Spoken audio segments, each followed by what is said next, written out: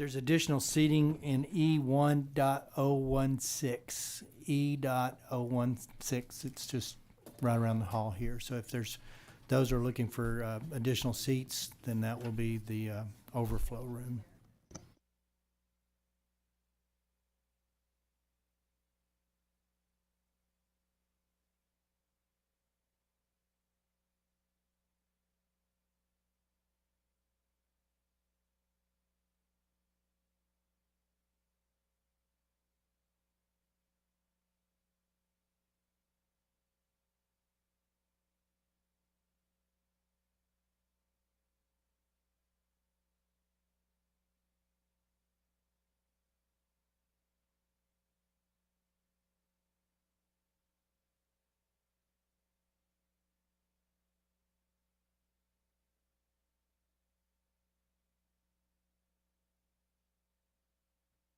No, she's.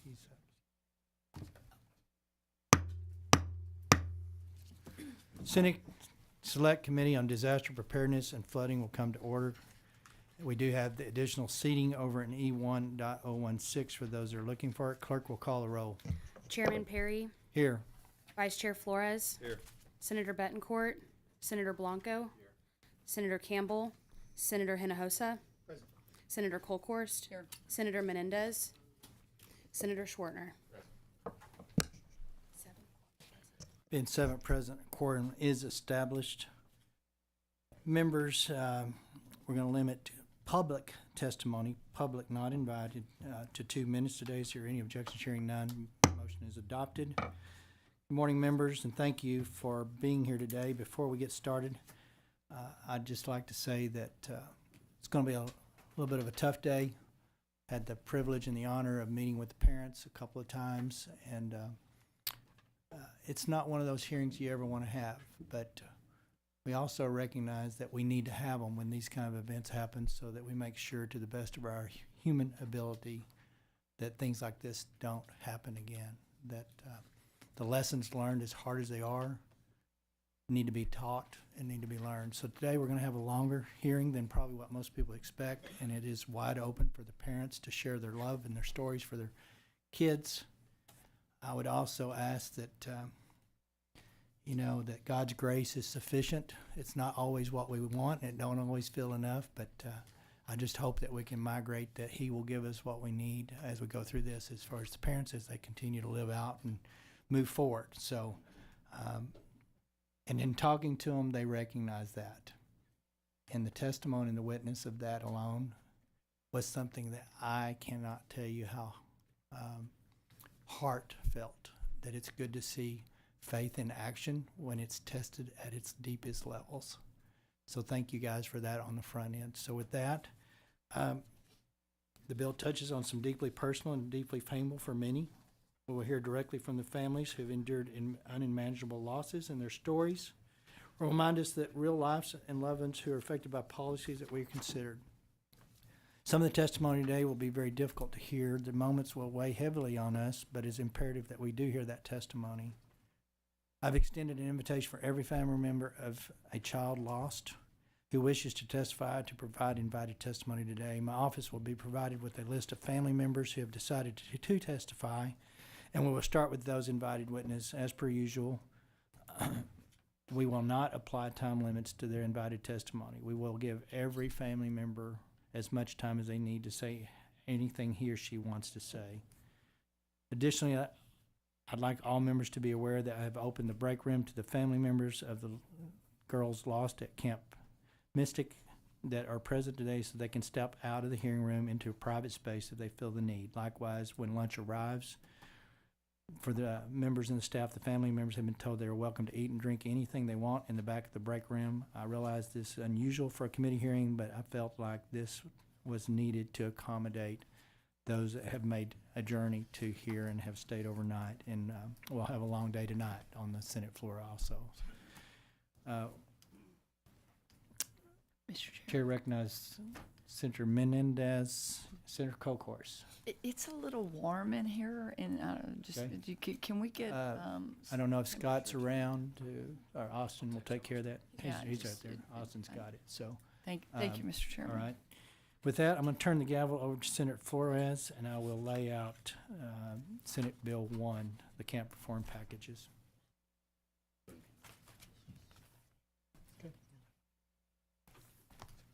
Thank you, Mr. Chairman. Chair recognizes Senator Perry. Lay out Senate Bill 1.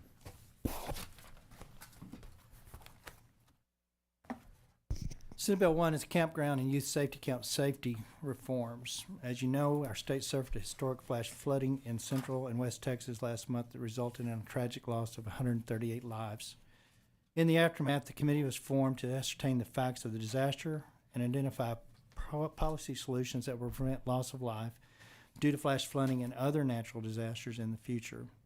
Over the past 3 weeks, our committee has convened 2 joint hearings with our counterparts in the House, took approximately 26 hours of invited testimony and public testimony with over 80 witnesses.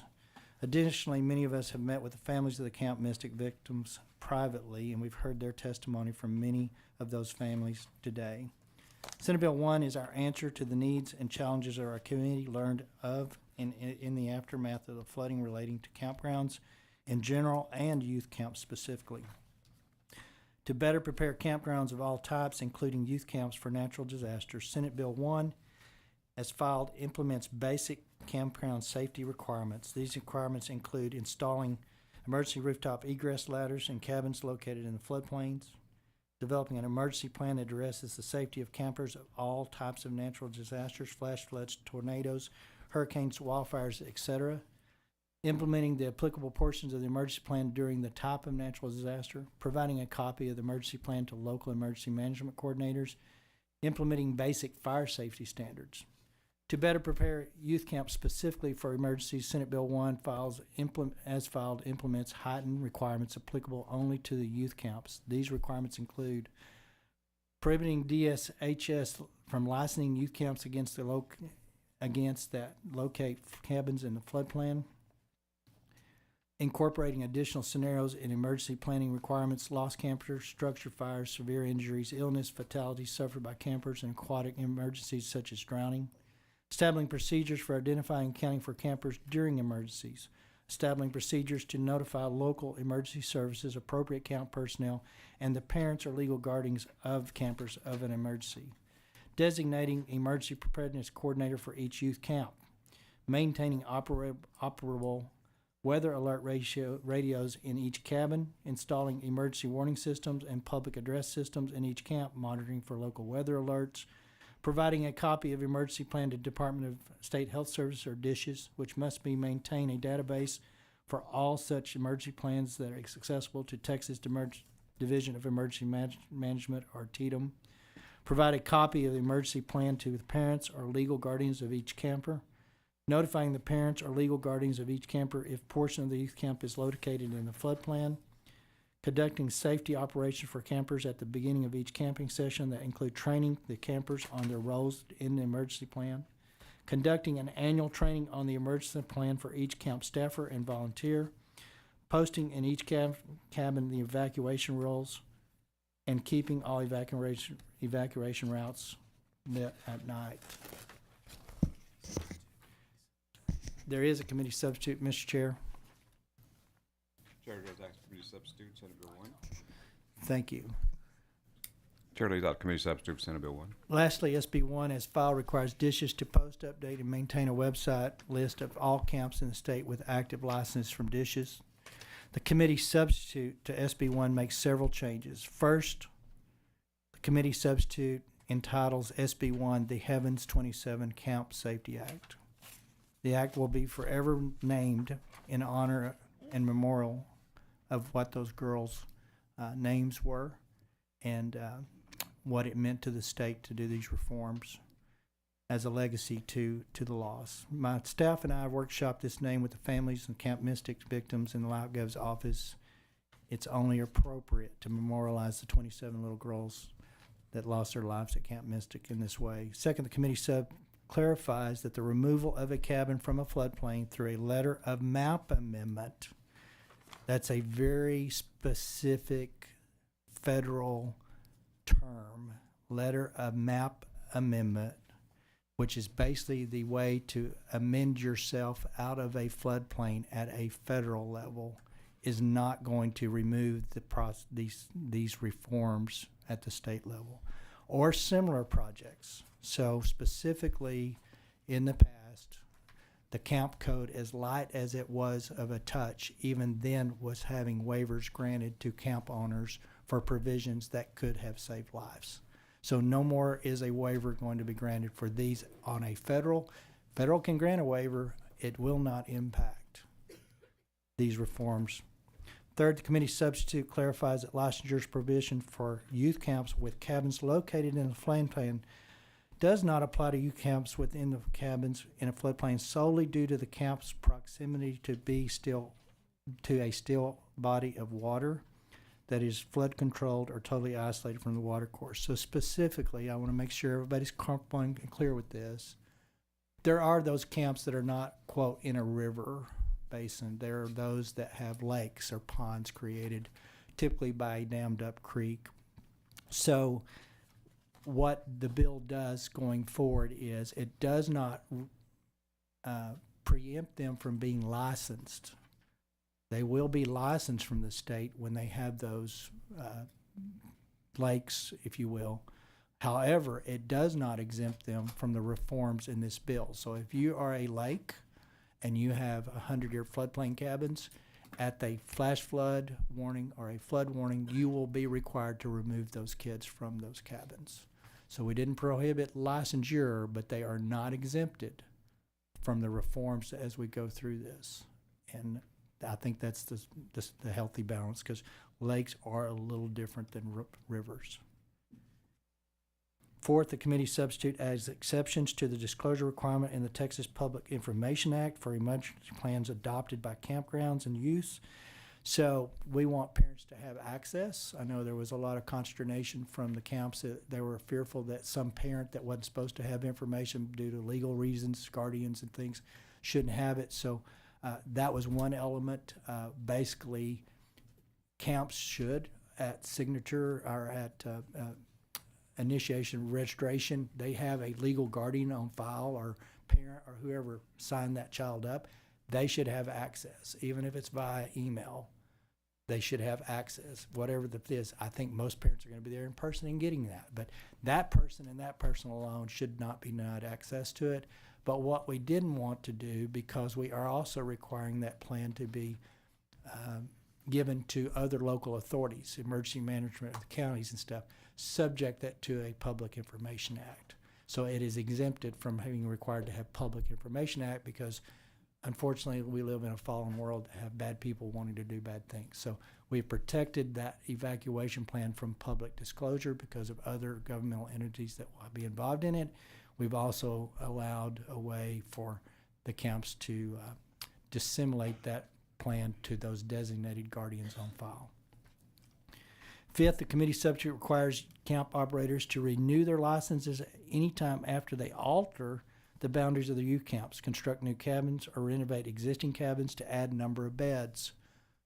It was brought to our attention that a camp had actually added another 100 beds of recent, and that was not something that the department was aware of or should have been made aware of.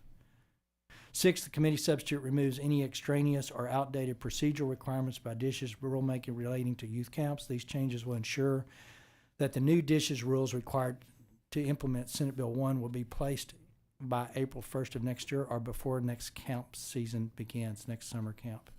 Seventh, and finally, the committee sub requires that youth camps maintain at least 2 internet connections to ensure redundancy during the inclement weather. Currently, we have fiber. We have Starlinks type conversation, satellite type stuff. Most, I think, of the camps have fiber. If the poles are down because the river took the poles out, then we're requiring some redundancy in that interconnection best that we can do. So those other technologies that exist out there, pick your poisons, if you will, as to which one you're going to use. But we do need a redundancy because, like it or not, this is the main source of communication we exist in today. So parents need to be connected, if at all possible, and that redundancy provision should allow that to happen. Hearing the parents, I can only imagine the torture of time when you found out there was an event but could not be able to be communicated to. So hopefully that alleviates some of that time element. Had the requirements of SB 1 been in place the night of July 4th, I have no doubt that some lives, if not all lives, would have been saved on the camp front. Proud of the work of the committee. I want to thank my staff, Andrew and Gina, and all the member inputs. I also want to thank Ledge Council. For those that don't know, Ledge Council are the drafters of the legislation for the legislatures. We're not that smart. We turn in an idea and they convert it to law. In that, there was a couple of things that we have noticed just because of the urgency and the time frame that they were asked to do it, and they met the challenge. We will have floor amendment members that will clean up some of those drafting. We may hear some things today in testimony we want to tweak, but it won't be anything significant. We're hearing that on 7 o'clock on Thursday night on the Senate floor, and it will be voted off the Senate floor and move through the process. So that's warp speed for the legislature. It moves too slow for most people.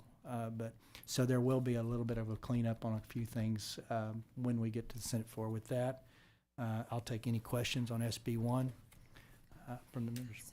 Show Senator Betancourt is present. Members, any questions? Senator Colcourse. Thank you, Senator Perry. Thank you for your work on this. Thank you for the collaboration that you and I have had in working through this. One of the things that a parent from another camp had asked was on the evacuation plans, and to the parents I've shared with some of you, startling when I asked the question in Kerrville of the emergency management coordinator of the camps in Kerr County, how many evacuation plans do you have? And it was 6 of 19 camps in Kerr County, which is something that I really focused on, Senator Perry, as you know.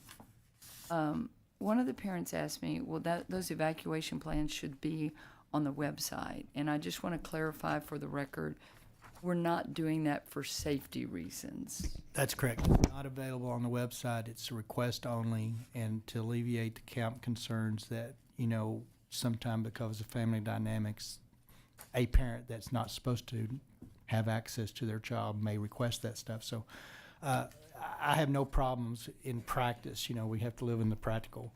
If someone requests by email a copy of it, then they should be granted, but I have no problems with the camp saying, you know what, we'll get back to you, give us an address to mail it to in the interim, or let us check our files, and if you see that that is a party that has been identified that should not have those information notes, respond accordingly. That you will need to check with whatever. But I think it's important that parents feel good, but it will not be on a public-facing portal for all to access. Good, because we live in a fallen world. We do. And someone could create a catastrophe where there was an evacuation and then That exemption is consistent with what we do for public schools, active Yes, shooter training exactly. and things. Another question that I wanted to ask is on the letter of map in your substitute. So when we look at floodplains and, in working on water, agriculture, and rural affairs, we know that flood maps can change. So just point of clarification that we have seen some efforts sometimes by commercial properties. You can name all kind of properties that say, try to get their flood maps amended. Some go in, some go out. So clarify for me one more time how that works. So it became, we found out at a late time that I believe Camp Mystic actually had applied for a map of the term with FEMA and carved out.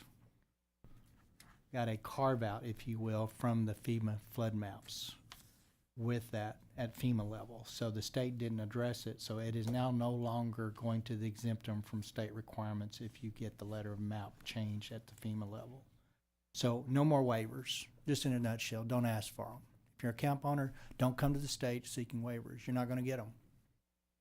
And if you go to the feds to try to work around the state, we've allowed for that in this bill. You're not going to get out of them. You're going to do them or you're going to close down. It's that simple. We're not going to go there anymore. They're there for a reason. FEMA, as weak as their maps can be, there's still an underwriting premise that you flood. And it may not be the absolute best source of where we're starting from, but it is the source we have today to start from. Correct.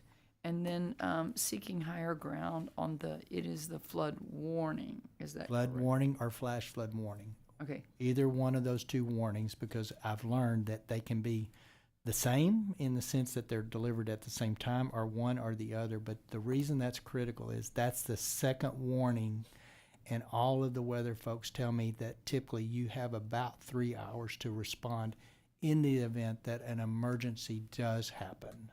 Mm-hmm. You may never get to the emergency, and you may have kids playing Monopoly and cards for 3 or 4 hours, but I'm okay with that. Yeah, At a predesignated, pre-drilled higher ground. higher ground, which is key because, as we know, sometimes evacuation on very narrow, small roads would Right. be impossible. Did not ask. If that's a possibility at the second one, then I'm not saying you can't. I'm just saying you got to find higher ground. Right. On-site or off-site, you got to find higher ground. And then just as a final follow-up for the parents here today, this is one bill. Senate Bill 2 has a lot of key elements of us getting better to predict weather, rain bombs, and we're going to make major investments. Senator Betancourt, you have a siren system that we're working on. So together, Mr. Chairman, together, you look at a combination of these bills, working with our House partners at the state of Texas, in whether it's camp safety, campground safety. Many people died in this flood in their own cabins. We are going to have better predictability and better warnings, correct? That's correct. Thank you. Chair recognizes Senator Betancourt. Thank you, Mr. Chairman. Chairman Perry, this is really comprehensive start to what has been a horrible tragedy. I think just wanted to point out something that you added later, because it seems so simple, but it's an obvious fix, which is the redundant internet communications required. We're going to have that in the river flood warning system, but the fact that a camp could therefore have two accesses, maybe it's Starlink, obviously it's fiber, but importantly, then they are not guessing at that point. They have that information. And we're going to hear, what has been an unparalleled tragedy and a horrific failure of one camp today, and all the grief that comes from this. But it's incumbent upon everyone here to listen. And I think you set that tone when we went to Kerrville about listening to what really happened and doing something to protect all Texans in the future. So I don't care how much grief we hear today. I know it's a wellspring of it. It's beyond tragedy to lose one family member, much less two, much less the age of what we're going to see and talk about today. And all of this panel, all of this legislature, all of Texas stand to do something about this now. Thank you, Mr. Chairman. Members, I can tell you the last couple of days in talking to both, all impacted families and others, it is only by the grace of God that we're not talking about a whole lot more kids. I mean, we were one person looking out a window and noticing that there was a problem in different areas of that river basin. And had it not been for that look, we could have had another 20 kids really easily. So we can't fix what's happened, but we can darn sure prevent what's going forward the best we can. So Thank you, Mr. Chairman. Members, any other questions before we proceed? With that, the chair will open up for invited testimony, and members, I ask that your questions until after each panel has finished its testimony. It is my intent to recognize members for questions before each panel is dismissed. So we will be calling you up in panels. So as you hear your name, if you'll step forward, and you say your name and who you represent. and then say your statement, and then we will proceed with the invited testimony. So at this time, the chair will call up panel 1, and the chair calls Michael McCown, C.C. Williams Stewart, Will Stewart, and Clark Baker.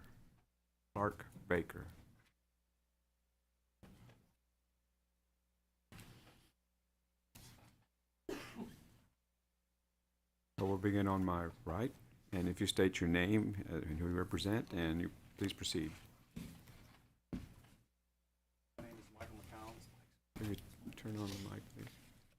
My name is Michael McCown, and I'm here representing myself and my wife, Callie, in support of SB 1. Chairman Perry and the members of the committee, I want to thank each of you for inviting us, the families who lost our daughters at Camp Mystic during the Kerr County floods, to participate in this hearing and let our voices be heard. We had a daughter, Lenny. She was 8 years old. She is dead. On July 31st, we were unable to attend the joint hearing in Kerrville. Our lives have been devastated by Lenny's death, and we are only just beginning the long process of recovery. On July 4th, while driving to Kerrville to pick up my daughter, I received an email from Camp Mystic stating, "If you have not been personally contacted, then your daughter is accounted for." I felt a wave of relief, which was quickly shattered about 30 minutes later when my wife called, incredibly distraught, to say that Lenny is missing. She just got off the phone with the camp. She is unaccounted for. Over the next 48 hours, I was called to the Grimes Funeral Home to identify 2 bodies. One was not Lenny, but the other, I believed, was Lenny. Once the Texas Rangers took over the identification and recovery process, I returned to Kerrville from Austin to provide a DNA swab. Additionally, on July 5th, while searching for Lenny downstream of Camp Mystic, I found a deceased young girl. With the assistance of Wilson County Sheriff's deputies and National Forest Service personnel, we were able to retrieve her body and send her home. I recount these events to emphasize that I had no desire to return to Kerr County for those initial hearings. But I am now ready to speak. Lenny was the middle child between her brothers Bates, who's 11, and George, who's 3. To Bates, she was the pesky but beloved little sister. To George, she was a gentle, playful mother figure. On the weekends, she would even pour him Cheerios and milk so my wife and I could get a couple more minutes of rest. To everyone else, she was a joy. She hugged her teachers, was a friend to everybody, and spread an infectious giggle everywhere she went. On July 3rd, the first flash flood advisory went out in Kerr County, forecasting potential flash flooding through the weekend. Early that next morning, on July 4th, a flash flood warning was issued, and those warnings escalated in number and severity throughout that morning. We trusted Camp Mystic with her precious life, but that trust was broken in the most devastating way. The camp had a heightened duty of care, and they failed to perform. That failure cost 25 campers and 2 young counselors their lives. No one had to die that day. I still remember standing near Bubble Inn the morning of July 5th amidst the wreckage of camp, looking at the cabins and asking myself, how, why, how could these girls vanish into the night without anyone having eyes on them? While cabins, literally just 20 yards away, had no casualties. So what went wrong? When I was in school, we had fire drills. Teachers did not need to be told to line up the kids and head for the exit. They did not need to check with their superiors. If the alarm went off, the school was evacuated. No fire drill I've ever heard of evacuates only one part of a building while leaving others behind. It didn't even cross my mind that a camp like Mystic wouldn't have a detailed emergency procedure in place. When action was finally taken, it was too little, too late. We did not send Lenny to a war zone. We sent her to camp. We trusted she would be safe. No parent should ever again face what we are living through now. Camp is supposed to be a safe place, a place where kids can grow, learn about themselves and each other, and take on some adventure while away from the modern life. Yes, there are risks in outdoor activities, but there was never a question in my mind that a camp would not be prepared for them. I do not hate camp. I went to Camp Alcone Springs outside of Marble Falls for several years. I sincerely believe in camp, and I doubt you will find one person after me who will have ill things to say about the idea of summer camp. I believe that being disconnected from electronics for a time is very healthy for kids, but that disconnection should be superficial. Behind the scenes, the back office, and the foundation of summer camp must be fully up to date. Safety measures must not lag behind. The measures in this bill, keeping cabins out of floodplains, requiring real emergency plans, mandating weather radios and alert systems, should already be the baseline for every summer camp. It will hurt my family forever that for reasons I still do not know, these protections were not in place or not thought out thoroughly for my daughter and the rest of the girls here. SB 1 cannot bring Lenny back, but it can save other children. Please pass this bill, protect our kids, and do not let their deaths be in vain. That is all. Stewart? CC, you can move that over there.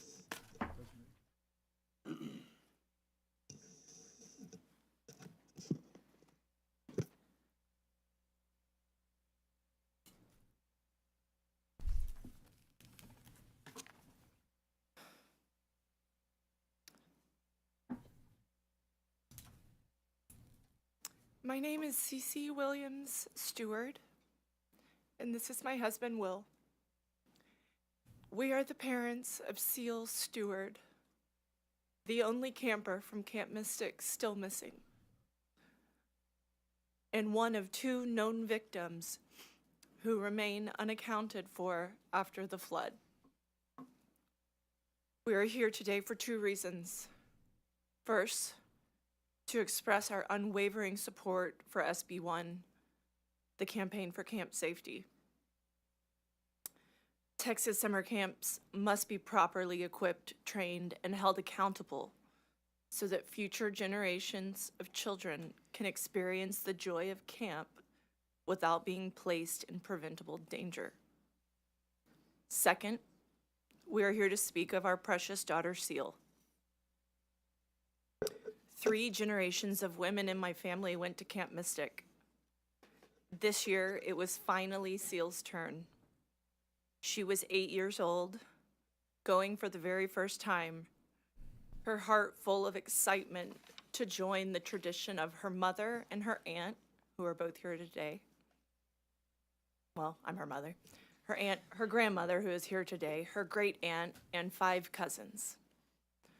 For Seal, camp meant adventure, memories, friendships, and lessons to carry for a lifetime.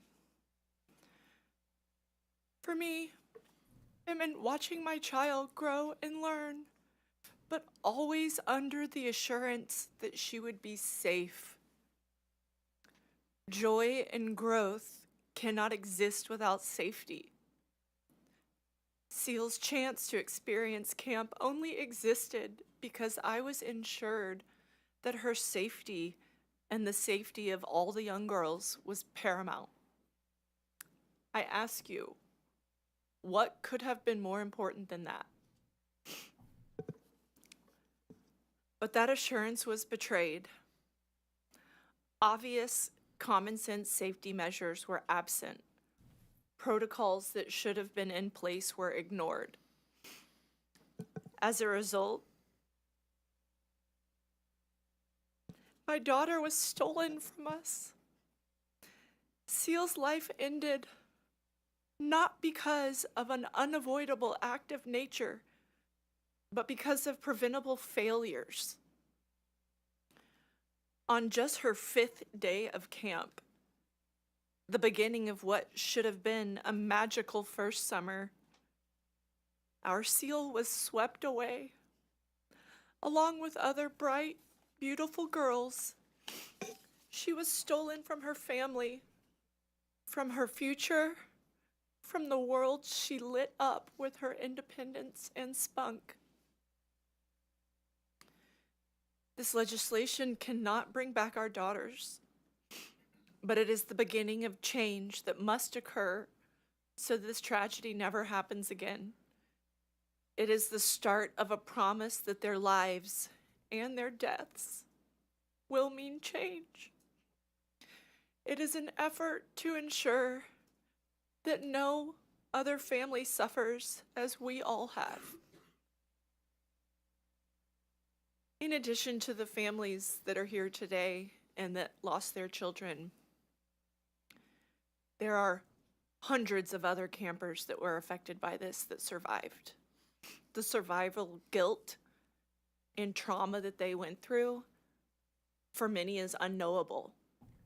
They will be dealing with this for the rest of their lives. It is unfathomable. That wasn't scripted. So, and yet my daughter still Stewart, Seal Stewart, is still missing. 48 days later, Seal remains somewhere in the devastation of the Guadalupe River. We wait, trapped in agony, until she is brought home. Just this past weekend, we had the impossible task of again addressing our 5.5-year-old daughter that not only had Seal died, but her body has not yet been recovered. We had to tell her this because she started kindergarten at a new school yesterday. She needed to hear the unbearable truth from us that Seal's body has not been found, not from kids on the playground. It was the second hardest day of my life.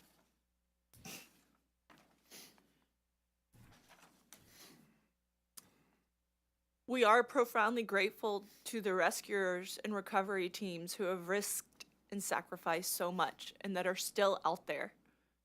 But I must use this platform to plead with you. My baby girl is still missing.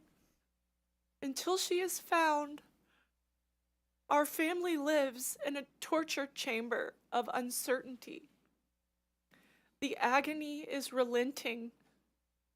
We cannot begin to grieve or to honor the fullness of her short, beautiful life until she is recovered and laid safely to rest. We are forced to pray for the day when our child's body is found and to call that good news. I ask you to carry that reality with you as you hear from us and from other families whose lives have been shattered. Right now, we cannot celebrate the light and the love that Seal brought into our lives.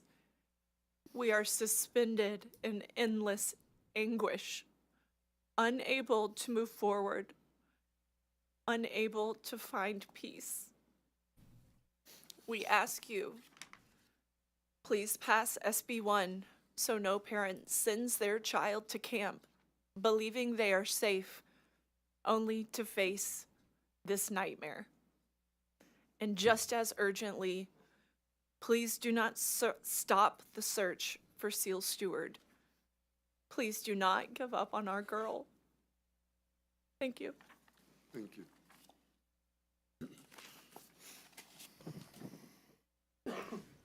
Good morning. My name is Clark Baker. I, along with my wife, I'm here to represent myself along with my wife, Katie Baker, Chairman Perry, rest of the committee. Thank y'all so much for your diligent work on prioritizing camp safety. In May, Mary Grace Baker stood in her school's church surrounded by her classmates, her teachers, and her family. She was receiving the St. Elizabeth Ann Seton Award, the highest honor at St. Anne's. It was a celebration of her character and the kindness and joy she brought to everyone around her. We all gathered there to honor the way she lived her life, her faith, and touched our lives. And if we closed our eyes tight, we could almost imagine a world where that beautiful ceremony was just the first page of a lifelong story. But reality had other plans.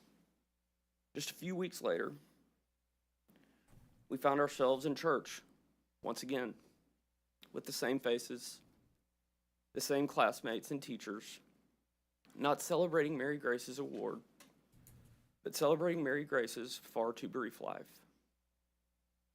As I mentioned earlier, my name is Clark Baker. I am Mary Grace's father, and I'm here to make sure that nobody has to experience what I have over the last 6 weeks. My birthday is July 1st. The picture you are seeing was my last living memory of my daughter. Mary Grace was born in April of 2017. 2 months later, my wife lost her grandmother. And 4 months after that, I lost my own mom. Mary Grace was the light that helped all of us in the family through that dark moment in time. And shine she did.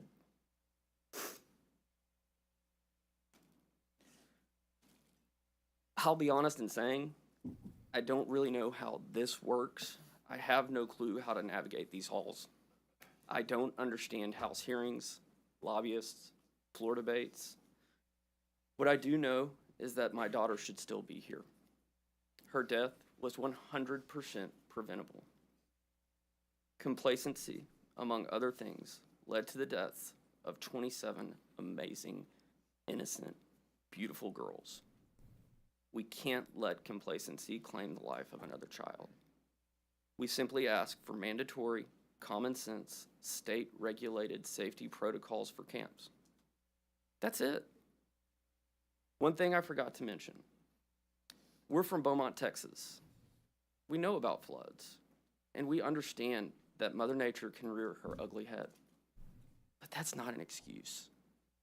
Camps, especially those in areas prone to flash floods, should have adequate warning systems and not build cabins in dangerous floodplains. Period.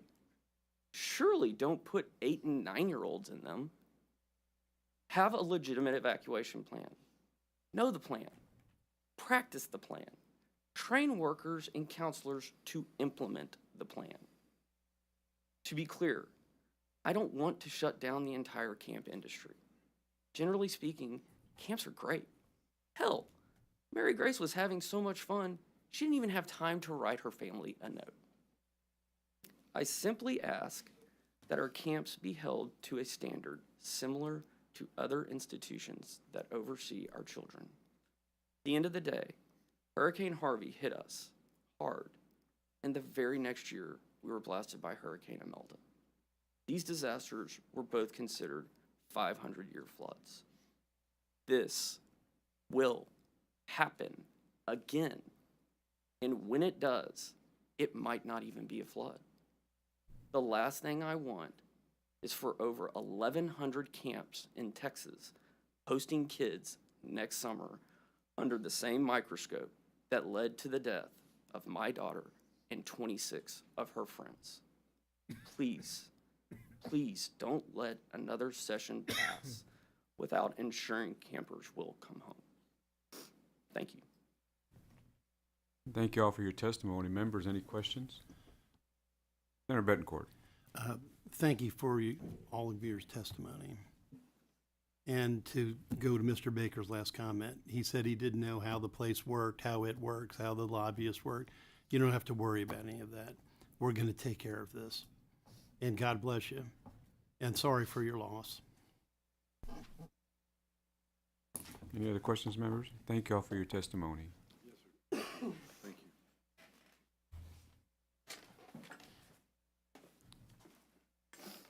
We will now call up panel 2. The chair calls Caitlin Bonner, Blake Bonner, and Lindsay Hunt, and Davin Hunt, or Davin Hunt. I hope I pronounced it correctly.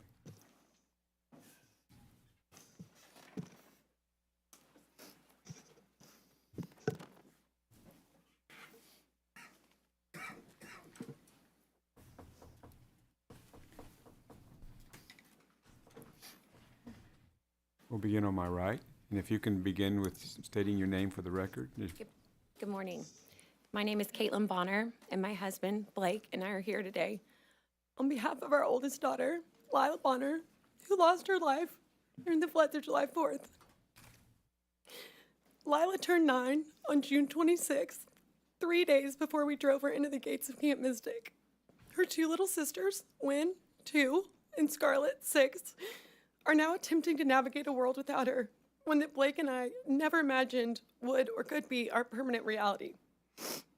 Before I begin sharing a speech I never imagined I would have to write, much the way I felt when I wrote my reflection for her funeral, I want to say thank you for the opportunity to speak with you all today. As her mother, I am haunted by the events that took place on July 4th and wish with every fiber of my being that I was here under different circumstances. When Lila was born, I began writing letters that I planned to one day share with her. I wrote to her on her birthdays, on days when she did something funny or started a new activity, trying to capture precious memories and milestones that I never wanted to forget. I wrote to her on days when I was struggling, hoping that one day they could be a source of comfort and wisdom. Having lost my mom to cancer when I was 12 years old, I wrote these letters to Lila in the event that something ever happened to me. I never imagined that I would be the one reading them to her at her funeral, and most certainly not because she lost her life at Camp Mystic, where I spent 10 summers, 9 as a camper and 1 as a counselor in Bubble Inn. As I struggle to make any sense out of this horrific tragedy, these letters have been a gift I thought I would one day give her, but I now realize they are a gift from her. Lila was special. She was beautiful. She was pure. She was so kind. The most gentle little girl who fiercely loved her little sisters and all of her friends. A friend who preferred to shine her light on the people around her. A light she lit inside of me when she made me a mom. A light she lit throughout the halls and classrooms of Bradfield Elementary. A light she shared with her beloved family and friends. And a light I know she shared with the angels at Bubble Inn. Lila was the epitome of a firstborn child, the best big sister, and a rule follower who respected authority with impeccable manners. In the weeks leading up to camp drop-off, we shopped, organized, and packed her trunk with all the things I knew would make her feel safe. I gave her tips from my experience as a Mystic camper, suggesting she use her drawers for rest time activities and stationery, knowing that she wouldn't be able to get off of her bed during rest hour per camp rules. We received her dresser drawers with the first round of belongings recovered from camp, and it was no surprise to me to see that she had done exactly what I had suggested. I told her to take horseback riding first if possible, so she didn't have to change into pants after swimming on the quad. I had yet to see her camp schedule, but received a water-soaked copy from her cabin, and as expected, she had followed my instructions. Riding was her first activity. I've been told she was voted best manners at her dining table and was a spirited tonk, even though she left camp desperate to be a Kiowa, like me. I will forever be haunted by the fact that I didn't know what I didn't know. I sent her to Camp Mystic to grow closer to God, make lifelong friends, try new activities, and encourage independence. To spend time outside, away from a screen, surrounded by like-minded girls that I knew she would cross paths with for life. I naively assumed she was safer at camp than anywhere else. When I think about the trauma and fear that our girls endured, it makes me physically ill. This loss is one no parent should have to endure. A piece of her purple trunk that I so lovingly and meticulously packed was recovered at the dam, 11.1 miles from camp. Her body, 5.6 miles from camp, behind the Hunt store. Ironically, the last place we were, or the first place we stopped after dropping her at camp. Our 6-year-old started first grade last week without her big sister holding her hand. Our 2-year-old will likely never remember her oldest sister aside from photos and videos. And her friends, who all started 3rd grade last week, have to reconcile how 2 of their classmates perished at summer camp in a flood they also were evacuated from while at neighboring camps. Their stories are harrowing, but they all survived. I'm not here today because I want to be. I'm here because I have to be. Our daughters deserved better, and future campers deserve better. I implore you all to act quickly and pass SB 1 to protect campers before next summer and to ensure that there will never be another Heavens 27 due to camp complacency. Thank you.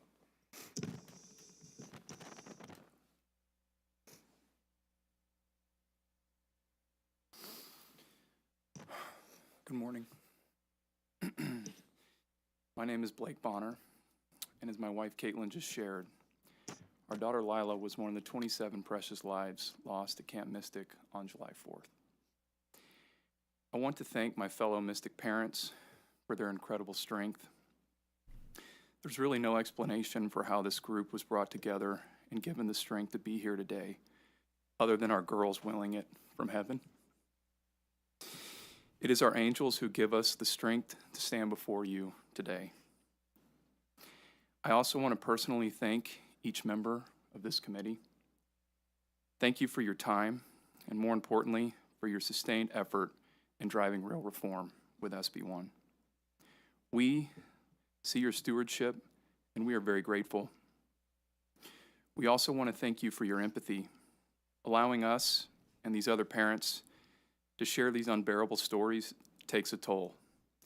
It isn't easy, and we thank you for listening with open hearts. In the days after Lila's passing, our priest shared something that has anchored us. He said, God did not want this. He never wants a child to die senselessly.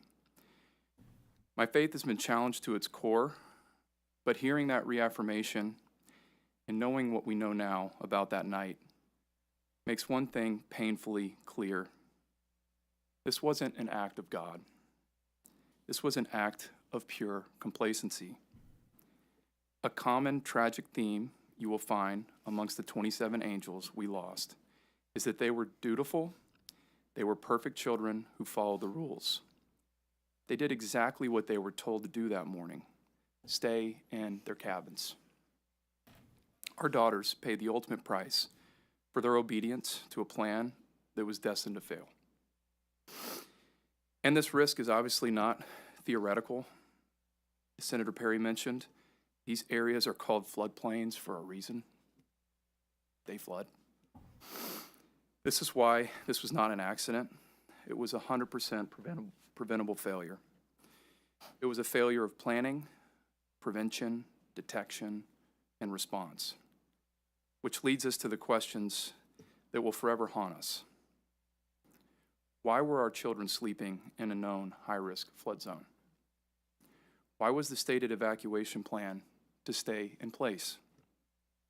Why were there no adequate warning systems in the cabins, despite a similar tragedy on the very river as recently as 1987? Why were summer camps, entrusted with the care of our most precious gifts, exempt from the basic safety standards required of every daycare and school in Texas?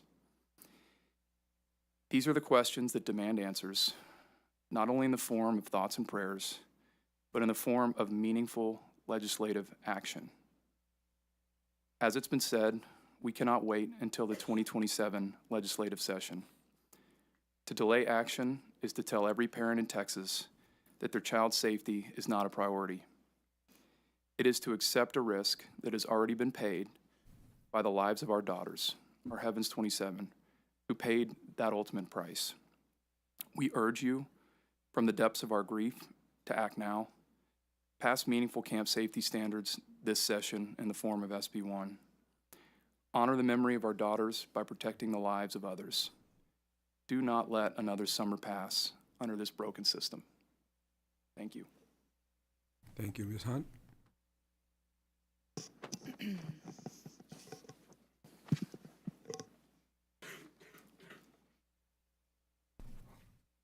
I'm Ann Lindsay Hunt, and you're being passed a picture of our daughter, 9-year-old Janie Hunt. Thank you so much for listening to us today. Janie was the heartbeat of our family. She made me a mom. She always cared for others. In a nutshell, that's who she was. She left for camp full of excitement and joy. She came home in a plywood box. It's impossible to put into words the depths of our grief, the magnitude of this loss, the trauma we are dealing with, replaying the nightmare of having to identify her tiny, muddy body, and the trauma and nightmare of what we imagine she went through that night. It's so hard to face each day without her. In the weeks after, I've been thinking back on the verse read at Janie's baptism, Jeremiah 29:11. For I know the plans I have for you, plans not to harm you, plans to give you hope and a future. We thought She was promised a bright future. She would be protected. But now I realize today, these are the plans. This vote, giving meaning to these deaths, shining a light on her trait of caring for others by making the summer camp industry safe for other children. If these 27 little voices could be heard today, they would say, please vote in favor of SB1, safer camps, so that no other parent would experience this darkness again. We can't bring our daughter back, but you can make her memory a shield for every child who will step onto a camp bus next summer. You have the power to make sure camps are places of joy and not danger. Thank you. Thank you. Greetings, everyone. Thank you for hearing us this morning, and I would like to thank all of you all for listening to us and for the empathy you have shown. This is not easy, and this won't be easy for future, but thank you. So my name is Davin Hunt. In my hand and passed out to you is a picture of my sweet little angel, Jamie Hunt, age 9. Beautiful daughter to my wife, Ann Lindsay, best friend to her 7-year-old brother, Henry, and self-proclaimed mother to her baby, her little sister, Julia, age 2. So that you understand what we are missing now, Jamie was just so pure with a love for life and truly the innate ability to think of others before herself. She was the best of her mother and I, and we often said we did not deserve her. This was much prior to her passing. I mean, she was truly the light of our family. We often joke that she was the third parent. I mean, she loved Henry and Julia with a fervent passion, and their parents. Every night, she would ask us for extra hugs, kisses, and you wouldn't get out of that room without saying, I love you. She was extremely intelligent, artistic, and most of all, she was very kind and faithful. I could talk about my daughter for hours. As others can vouch, I can go on and on with stories about her, but I will spare you all this time. I will say that after her death, I received volumes of stories from people that I'd never heard, from all around. And if you'll please indulge me, I'd like to share 2 of them with you. These 2 really encapsulate Jamie's spirit, and this is what you're trying to protect. The first one, this is from one of her friends. Jamie always hugged me when I would cry. She was always there for me and my friends if she saw them alone. Jamie wouldn't let anyone be alone. Mom, I want to live like Jamie did. And then the second one, from a father who sent it to me. I asked my daughter, who is the girl that has the best influence on you and makes you the best version of yourself? And her unequivocal response was Jamie Hunt. There was a running joke amongst our family that Jamie was the angel child. She never disobeyed the rules, was always the teacher's favorite, and thrived with sports and friends. She was the angel child, but now she's just an angel. When Jamie was born, I had this feeling that I need to protect her, to be there for her. It was a sacred duty as her father to protect my daughter at all costs. And I was not there. I failed that sacred duty. At the end of her life, I was not there for her, and she was terrified. It is abundantly clear to me, and should be to everyone around, that Camp Mystic was completely unprepared for the flooding that cost my daughter her life. Since that day, our life has been a living nightmare. Every morning, we wake up and hope this is some kind of sick dream, and that is if we even slept. When we do sleep, sometimes the dreams can be peaceful. They're memories of times that we would give anything to relive. Sometimes the dreams are this mad rush, pit of your stomach growling, trying to find your daughter from some nefarious force that's grabbed her. Those are gut-wrenching. Sometimes the dreams are replaying our hopeless trip to the funeral home, praying to my Lord and Savior, please, kill me, take my life, but not my daughter Janie. Take me instead.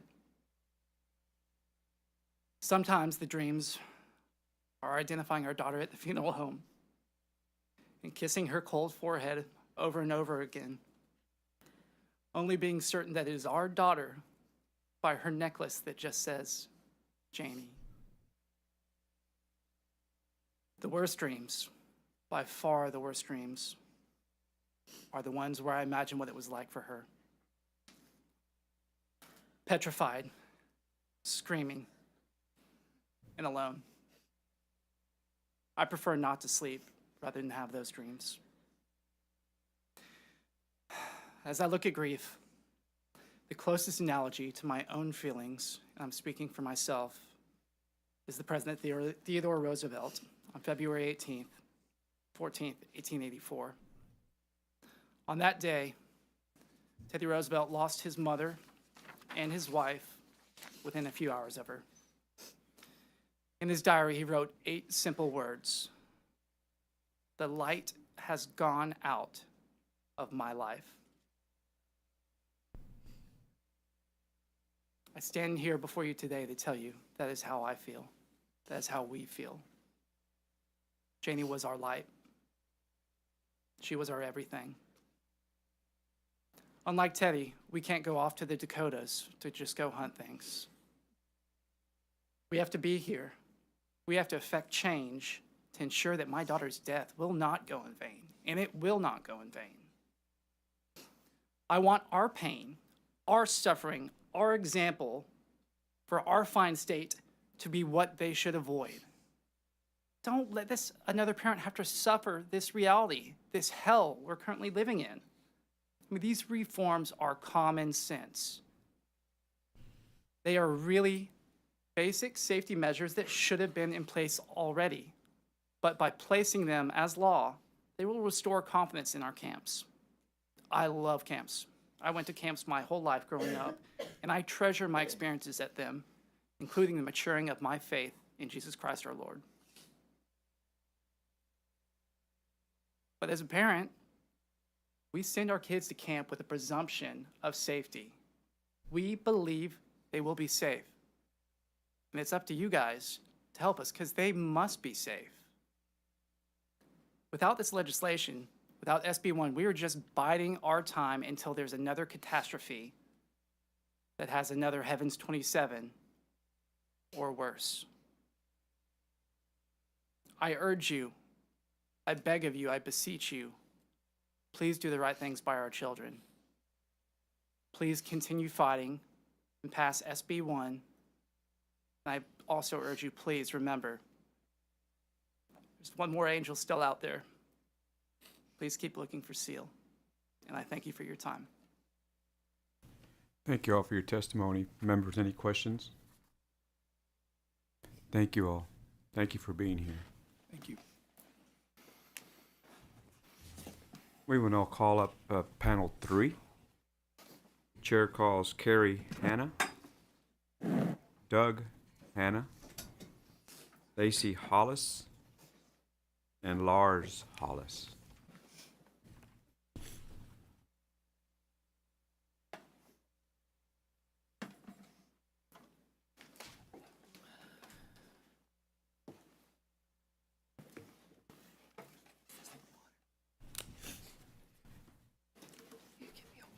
Thank you all for being here. You will begin. Am I right? You state your name and please begin your testimony. My name is Carrie Hanna. I'm Carrie Hanna, and I'm from Dallas, and I'm here to testify in support of SB 1. You received a picture of our daughter, Hadley, earlier. She's the one in the white dress. For 14 years, I spent my summers on the magical banks of the Guadalupe River at Camp Mystic. I met my best friends there, learned how to be a good sport, and grow spiritually. I couldn't wait to have a daughter so she could go to Mystic and experience what I did. Even though it wasn't technically written in our wedding vows, I made Doug promise if we had a daughter, she would go to Camp Mystic. 9 years ago this week, we found out we were having Hadley. Before I get any further, let me tell you a little about Hadley. Hadley is the middle sister of Harper, who is 10 and was also at camp and rescued by the grace of God, and Hunter May, who is 6. She was the glue. Hadley was the best, happiest baby from the start. And as she grew, her love and her smile grew too. To know her was to love her because she loved everyone. She loved to give hugs, sometimes of the sneak attack variety, kisses and pets. Hadley was the nicest, sweetest, happiest person, always exuding joy. She always wanted to help her friends, whether it was teaching them how to tie their shoes or become a better gymnast. Hadley was a go-getter, and she knew what she wanted, and she worked her hardest to make it happen. She was so smart and insightful and wanted to be the best, most well-rounded person she could be. I was lucky enough to chaperone the Mystic Dallas bus to camp on June 29th. As I went to tell Hadley and Harper goodbye, I saw Hadley running across the field to see Harper in her cabin. They had been apart for 5 minutes at the most. Once I convinced them to come outside and take one last selfie and tell me goodbye, Hadley jumped down from the porch and started cartwheeling her way to her cabin. She heard me laughing, stopped, turned around, threw her hands in the air, and screamed, "I love this place." That was what camp was supposed to be all about. After all, the line, "Camp in My Dreams," is a song all Mystic girls learn and sing. Camp is where you learn new skills like horseback riding, diving, fishing. Hadley caught 2 massive bass and looked thrilled. Not thrilled enough to hold them in the photos, though. Camp is where you play games with silly names like deck tennis and steal the bacon. It is where you sometimes sing funny songs about buffaloes. Camp is supposed to be a break from the hard rigors and stress of the school year, where you can look at the stars in the clear sky at night and braid hair during campfires, where you make your best friends that become your college roommates and later stand beside you at your wedding. Unfortunately, 5 days after starting, the camp of my dreams turned into a living nightmare I cannot wake up from. Hadley, Harper, and all the campers should have woken up on July 4th and celebrated the holiday with their new friends. Instead, Hadley was pulled out of a window of her twins' 2 cabin after it had filled with water. Less than 10 feet away were stairs to an upstairs apartment. That higher ground could have saved her life and the 5 girls in her cabin that also passed away. Hadley wasn't the strongest swimmer, not that it mattered in those waters, but she was strong, so strong. I thought if she could hold on to something, she would be okay. Instead, she and 2 other little girls were knocked out of a tree and died. In total, 5 of the 12 girls from her cabin also died. Our precious, hilarious, kind, caring, silly, loving little girl who always wanted to help others died because there was no plan, because there was no backup system or sirens, because the sweet 18 and 19-year-old counselors did not have the training they needed. Instead, they were told to stay in place, a rule that proved to be fatal. To the best of our knowledge, the water started rising a little after 1 a.m. on the 4th. I woke up at 7 a.m. to text after text telling me that 2 little girls from Hadley's cabin had been found down the river by a neighbor and asking if I had heard anything. The answer was nothing. From our understanding, and this all needs to be investigated, there were over 6 hours of children being swept away and dying before anyone could come to their aid. On Saturday, July 5th, I made Doug drive me out to camp. We had gone 24 hours with basically 0 information, and I needed to yell for Hadley and all of the girls who were missing. As we drove to camp, we saw no one in the water. No boats, people, nothing. They were all on the side of the roads. The air, too, was empty of helicopters, drones, and satellites. just quiet and blue skies all around. We had a meeting at the church with officials at 10 o'clock on the night of the 5th, and we were once again without answers. We were told to come back the next morning at 7 to give DNA and that there would finally be answers. I personally asked if there were children in the morgue whose parents hadn't been notified. I had originally heard this from the media. The answer was yes. There were 5 whose parents were in the process of being notified and 1 unidentified. It turns out that 1 was our sweet daughter, Hadley Rebecca. The only way the Rangers knew for sure it was her was after I told them she had had alternating green and yellow nail polish on her fingernails. The child laying in a makeshift morgue could not have looked more different than our beautiful girl. It is a sight I can't get out of my head. It haunts me day and night and is all I think about. I think about how much she suffered and how scared she had to have been in that dark, cold water. It kills me that I couldn't have helped her. Before Hadley left for camp, she was worried about being away from me for a month. You see, she may have her dad's personality, but she was my mini-me and my best friend.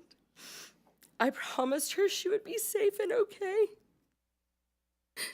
I told her camp was the safest place she could be, and she would make new friends and learn new things. I lied to her. She not only wasn't safe, she died. We sat around for 16 hours praying, hoping, pacing, getting prank phone calls and texts from people saying they had her, for her only to be found down the road, alone. The overwhelming lack of prevention, detection, training, and response in this situation is mind-boggling, and is what we are asking SB1 to address. This is not the first flood, and it certainly won't be the last. How did things go so wrong? Hadley could very easily be one of you if she had been given the chance to grow up, advocating to make her city and her state a better place. She dreamed of being a Longhorn and would have worked hard to accomplish that goal. Now it has been stolen from her because of blaring gaps in camp safety that cost our daughter her life and 26 other girls their lives. Hadley was the biggest ray of sunshine, always smiling, singing, dancing, or doing cartwheels as she went along her way. She lit up every room with her smile, her laughter, and her love, spreading joy to those along the way. That is who Hadley is and will be remembered as, our angel, beautiful on the inside and out, observant, compassionate, caring, kind, silly, smart, full of love and life, a vibrant ray of light. I mourn the loss of an amazing daughter, sister, granddaughter, niece, cousin, and friend. I mourn for the loss of camp friendships that never will be, not just for Hadley, but for her sisters as well. Camp must be a place where parents can send their kids and not stress about their safety the entire time they are there. Please, I beg you all to do what is best for children all over our state, country, and world that come to Texas each summer to get away from the stress of life and to have fun. There's no reason camp can't be fun and safe. Do it for our girls who can't ask you for help. Do it for your own children, grandchildren, or your friends' children. Don't let this opportunity pass you by without doing something. Thank you. Thank you for your testimony.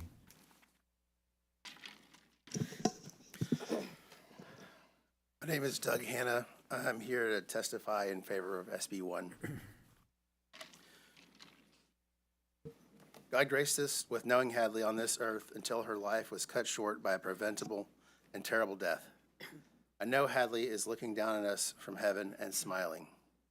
She was so kind and caring from the start. She really looked up to her big sister Harper and watched out for her little sister Hunter. At times, she drove me crazy, but I was just starting to really get her and understand her. 8 years, 4 months, and 22 days wasn't long enough. I'm going to miss the hugs, the daddy-daughter dates, the laughs, the passionate conviction, the cartwheels and poses, her kissy-face lips, and everything about her fun-loving personality. She loved everyone in her life and had so many wonderful relationships throughout our community. I'll always miss her with every moment of every day with all my heart. On July 4th, I woke up to my wife frantically texting other moms. They were texting about Mystic, and my curiosity was piqued. She seemed shocked, and I had asked her what was going on. She told me a girl from Hadley's cabin had been found in a tree miles downriver. That was enough for me. I took the brisket off the smoker, put my chainsaw in the truck, and started driving to get my girls, Harper and Hadley. On the way down, around Hyco, we got official word. Hadley was missing. I arrived at the reunification center in Ingram around 12:30 on the 4th. It was a sobering scene. The names of people being found were read aloud. At some point, they led the families of people known to be missing into a back room. Sometime later, after a Black Hawk helicopter ride and a medical evaluation, I got the word that Harper was ready to be released. I worked my way to the front of a line of worried parents and finally saw Harper with my own eyes. I gave her a giant hug, and with tears in my eyes, I walked with her away from the commotion. We sat down on a curb, and I told her, "Hadley is missing." She said, "No, Dad, Hadley's in a tree." I had to let her know that she was missing, and that the longer someone is missing in a situation like this, the more likely it is that when we find her, it will be bad news. She said, "What do you mean bad news? Is Hadley dead?" I told her she could be.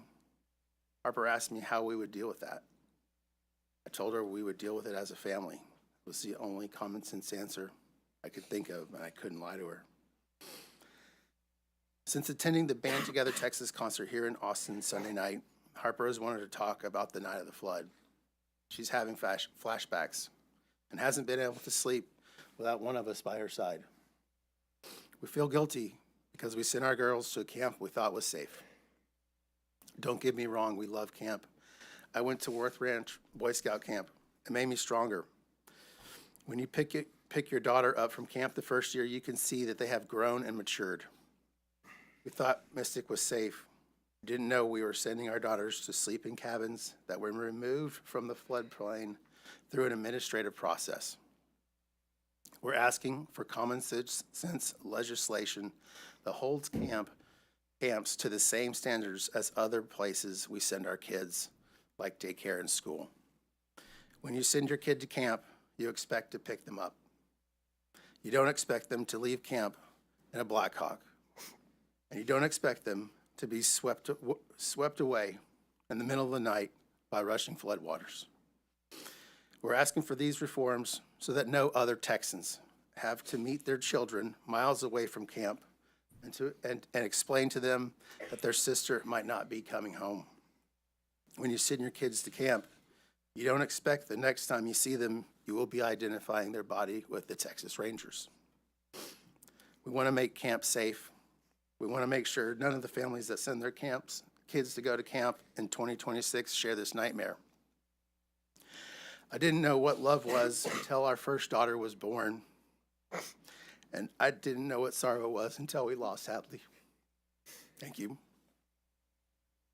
Thank you for your testimony. Ms. Hall?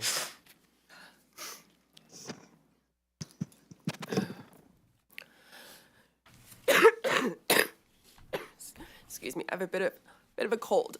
Take your time. So y'all are gonna have to bear with me.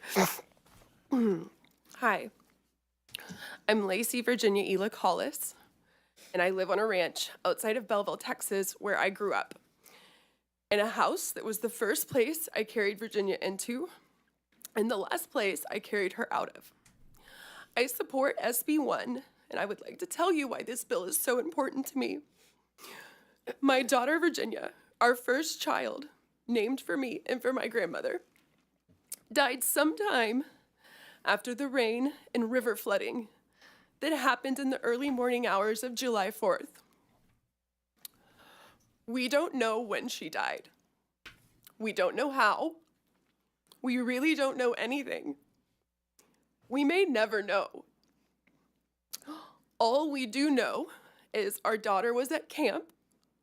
She was not protected. She was not safe because she died along with 26 other girls. I was not there to protect her.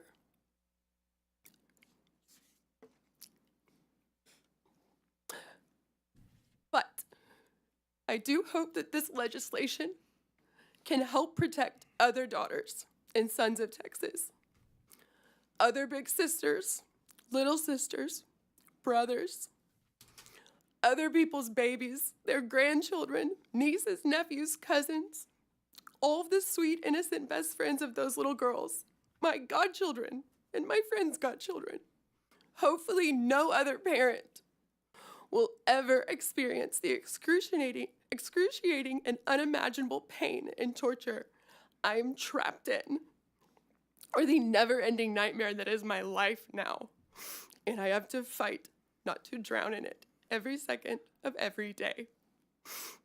My hope for our actions here today, your actions, all of the people still at work, is that SB 1 will result in meaningful safeguards, enforceable safeguards, so that any child can attend a Texas camp and have the most incredible formative time of their life, with freedom and purity to make lifelong friends, to have dance parties, to wear fake nails with tiny avocados on them, even while they're trying to learn archery.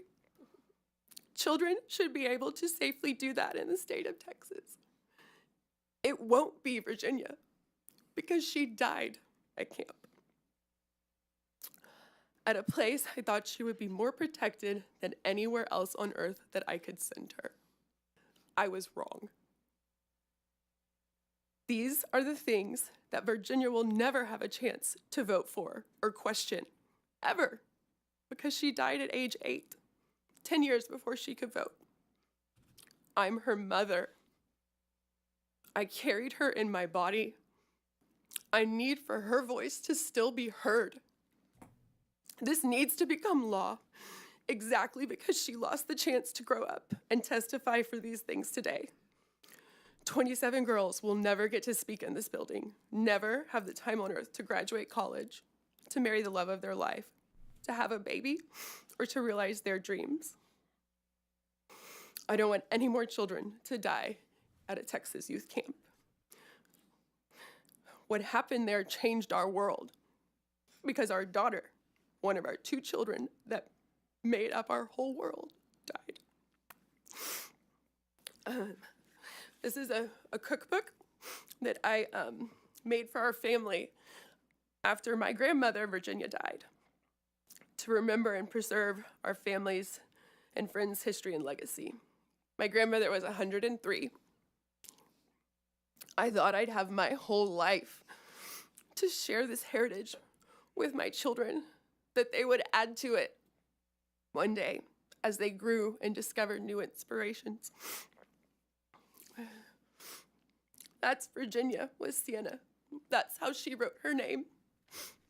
That's me, Lacey Virginia, and that's my grandmother Virginia. There's even a recipe that Eden gave me that I learned was from your mother, I think, with shrimp dip. It's one of my favorites. Somehow, I'm the only Virginia of my family left on this earth. Several of you have heard me read my poem. I have a copy for each committee member, and I'm happy to read it for you another time in the future.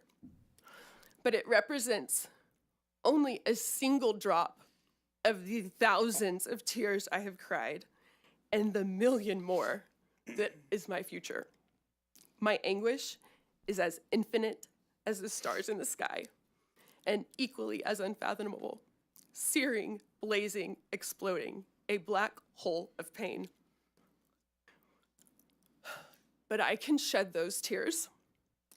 I can search for the joy, the laughter, search for some peace, only because I've been able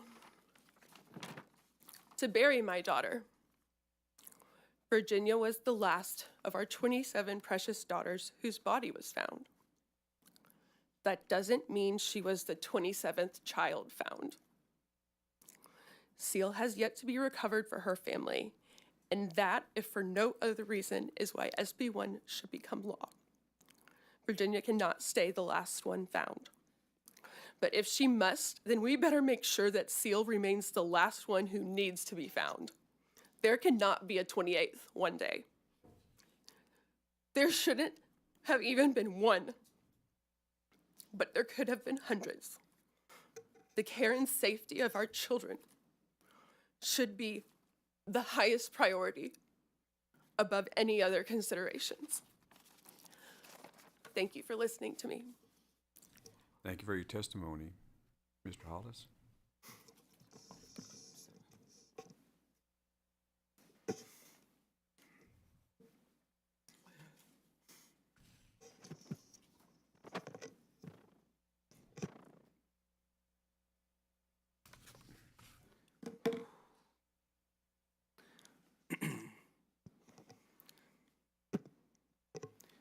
Thank you all for your leadership. My name is Lars Hollis, Lacey's husband, and Sienna is my only remaining daughter. We proudly live in the small community of Belleville, Texas. I am in favor of Senate Bill 1. My daughter Virginia made me a father. When a daughter is born, all her father wants is her safety and happiness, in that very order. Our 8-year-old daughter left Earth on July 4th due to a lack of preparation, detection, training, and response. I am a proud Eagle Scout. Our motto, ingrained in me at an early age, was 2 simple words: be prepared. Simply be prepared. We spent 8 years preparing our daughter Virginia to go to camp so that she would feel comfortable and safe. We taught her how to address letters, how to make her own bed, put away her things, wear socks with tennis shoes, brush her teeth, wear life jackets when boating, safely be around horses and cattle. In fact, I have proof of how she recently prepared. The 2 of us recently visited my 106-year-old grandmother in June because I feared the opposite would occur. And Virginia, in her luggage, created a checklist of the things so that she could prepare. Things from 2 goggles, 2 shorts, and many other things. We prepared.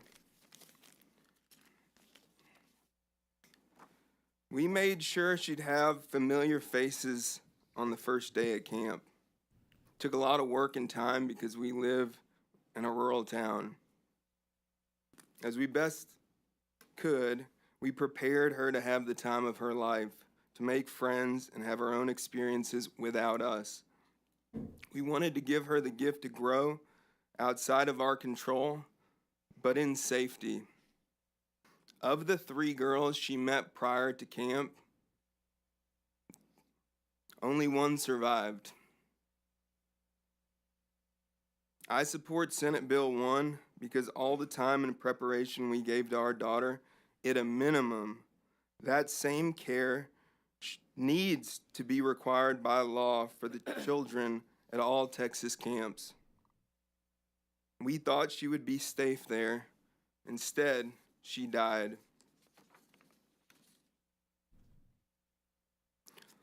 Organizations in charge of children need to be prepared for all kinds of situations, especially emergencies. Schools, daycares, all have fire drills, active shooter drills, hurricane, tornado drills, anything of what they may possibly face. I do not know why the same standard is not applied to camps, but they should be prepared. And if they can't be prepared, they shouldn't have the care of our children. Unfortunately, my daughter's family tree will no longer grow because of a lack of preparation, detection, training, and response. I am tormented every night around 2 a.m. I cannot sleep. I will forever be haunted by the fireworks on the 4th of July, standing outside the morgue, only to then have to wait till July 15th to bring Virginia home. Despite the pain, Virginia was simply incredible. It was an honor to love her and be her father. A wise person once said, "When someone you love becomes a memory, that memory becomes a treasure." I'd like to leave you by sharing a treasure Virginia left for us. Her last song she ever composed, Virginia's song.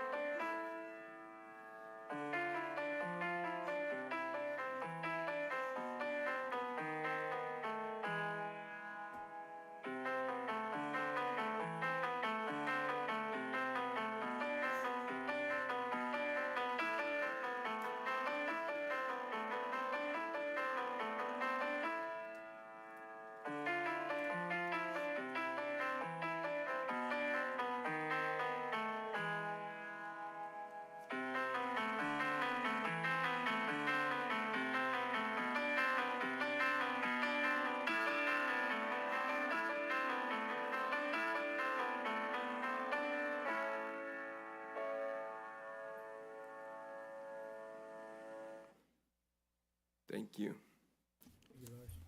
Thank you for your testimony. Members, Senator Betancourt. To the Bonners and to the Hunts, to the Hannahs and the Hollises. We haven't asked any questions because we're having to absorb this torrent of grief, which is all well-deserved. Just like, unfortunately, the 27 in heaven had to absorb that on July the 4th. But I want to say this. I can't relieve you. We can't, none of us can, of the guilt and the grief that you feel. But I want you to let us relieve some of the responsibility that you feel, because we can take that on. And we can make sure this doesn't happen again. So I can't stop the dreams. But as beautiful as Virginia's last song was, we'll make sure that this doesn't happen again to the next Virginia. And more importantly, I want you to understand that this testimony is so profound that I can speak for my colleagues. I want you to leave here knowing that we'll take the responsibility as much as we can from you. This bill is going to pass. These camps are going to be safe. And that's our commitment to you. Thank you, Senator. Senator Kolkhorst.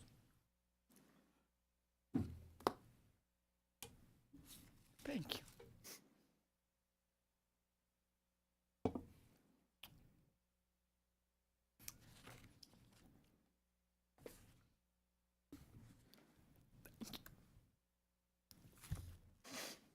Lars, we met the other day with some of the families, Senator Flores, Senator Perry, and I, and 3 of our House colleagues. And Lars, I want you to know that our family had a conversation about your words about be prepared. It's a really good reminder for all of us, just in life. And I say that because I want you to know you're being heard. And you're impacting lives. This tragedy is going to impact future lives.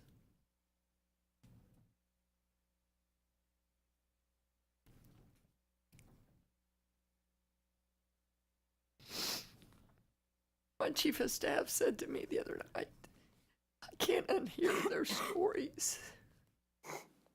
I can't unhear their stories.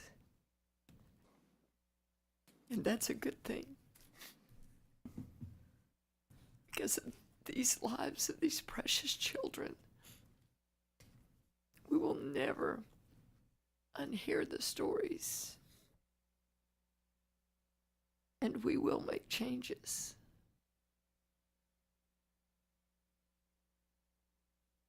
Or Lacey, Nim and Blair in the back of the room, I know I called y'all so many times about Virginia and just trying to find her deep conversation about how we have to, communicate differently. We were maybe letting some things happen on the local level that the state took over. Thank y'all. And I agree, we cannot stop looking for Seal.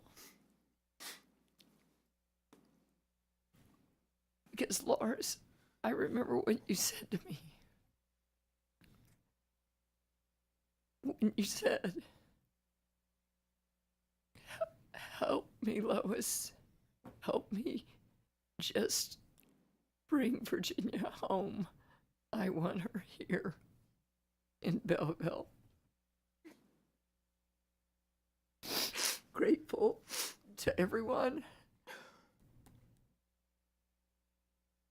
for finding her.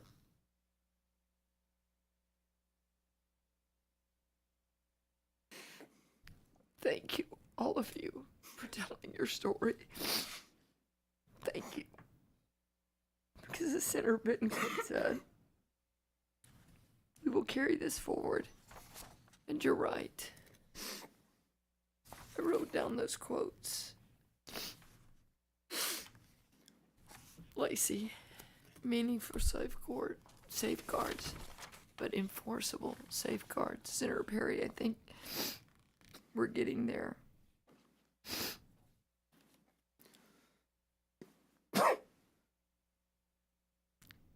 No reason that camps can't be fun and safe. Thank you all. Thank you, Senator. Thank you. Members, any other questions? Thank you all for your testimony and sharing that with us. At this time, we'll call up panel 4. Chair calls Brant Dillon, Ryan DeWitt, Ben Landry, and Matthew Childress. Brant Dillon, Ryan DeWitt, Ben Landry, and Matthew Childress.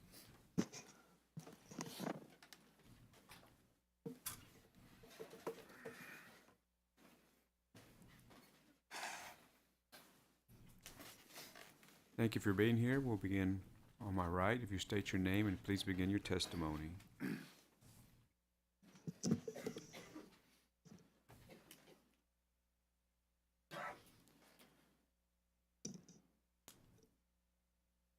My name is Brant Dillon. I'm the father of Lucy Dillon, from Houston, Texas. Thank you, committee chairman, committee members, for allowing me to be here today to share a small part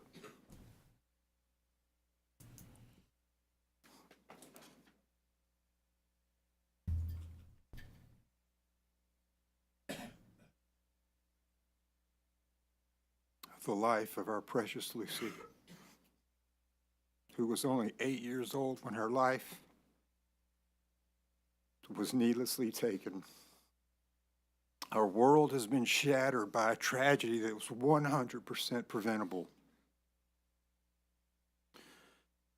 Every plan for our future, every dream that included her, has been destroyed by unsafe facilities, inadequate preparation, failed planning, and poor execution. Lucy was a straight A student. She excelled in school, was in gifted and talented classes, and even skipped a math grade. She was set to begin Spring Branch Independent School District Spiral Program, which provides advanced experiences off campus. Credit those accomplishments to her mother's unwavering conviction and to Lucy's determination to face any challenge. This setting today would have been child's play for her. She was also an exceptional athlete, recently helping her softball and basketball teams win their league championships. I had the privilege and honor of coaching her and her friends since she was 4 years old. While she loved to win, the joy of her victories was often balanced by the compassion she felt for the losing team. She was kind, she was a leader, she was gritty, and she always gave 100% effort. Her younger sister, Charlie, was not a very good sleeper, and the way the responsibilities of the house took shape, I put Lucy down 9 out of every 10 nights for her whole life.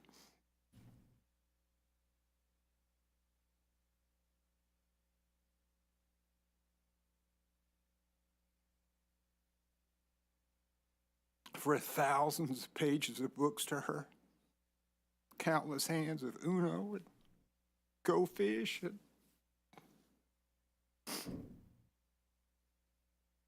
she was my best friend.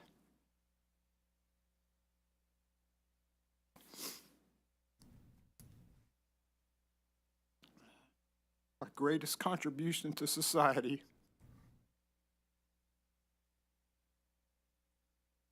And today I sit before you a broken man. When Lucy left for camp, it was the very first time she had ever slept away from us. We entrusted her care to the camp operators, and never for a moment did we believe she would be returned to us in a casket. I will never forget that emotionless call that she was simply unaccounted for. We must make sure that when parents entrust their children to camps, that they can have the confidence that facilities are safe, operators are prepared, and emergency plans are sufficient and executable. And I'll add enforced as well. Many things could have been done differently to save our children's lives. I know this because, like a broken record, I replay every scenario in my mind, every day and every night, always asking, why? What were they thinking? Why didn't they do this or that? In conclusion, I humbly ask you to support these common sense, nonpartisan camp safety reforms. Do not water them down so that no other parent has to endure what we and others have endured. It's the worst kind of pain and emptiness one could ever feel. I'll close with this. I have a friend who's working his way through the Bible in 365 days, and he sent me the scripture from the other day, and it really struck a chord with me, and I just wanted to share it with you guys. Maybe it applies, maybe it doesn't. It's Ezekiel chapter 33, verse 6, the story of the watchman. It says, "But if the watchman sees the sword coming and does not blow the trumpet to warn the people, and the sword comes and takes someone's life, that person's life will be taken because of their sin. But I will hold the watchman accountable for their blood." Thank you. Thank you for your testimony.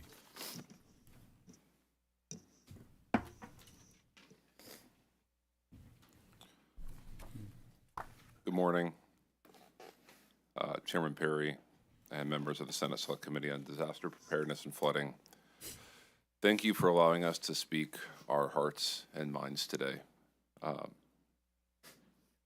As you've seen over the last couple of hours, this is impossibly difficult for this group to get up and do. We're doing it for our daughters, but it is not lost on us how difficult this is for you as well to hear this, knowing that you are parents and grandparents. We recognize how valuable your time is and are humbled by your willingness to share it with us today. My name is Ryan DeWitt, father of Molly Claire DeWitt. I'm here before you on behalf of my wife, Elizabeth, and Molly's older sister, Annie,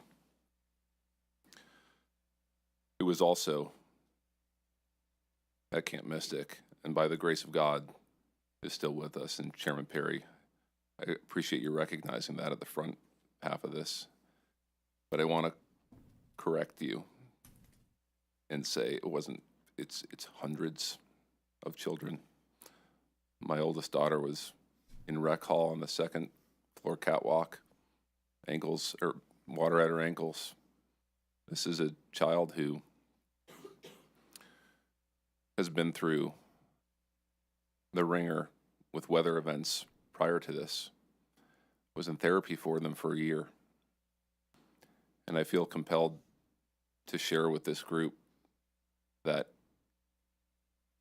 in the terror of that night, when she was on the catwalk with 100+ other girls, Annie, Molly's older sister, who was terrified of weather, found it within herself to lead her cabin in song and prayer in the face of what just months prior would have brought her to her knees.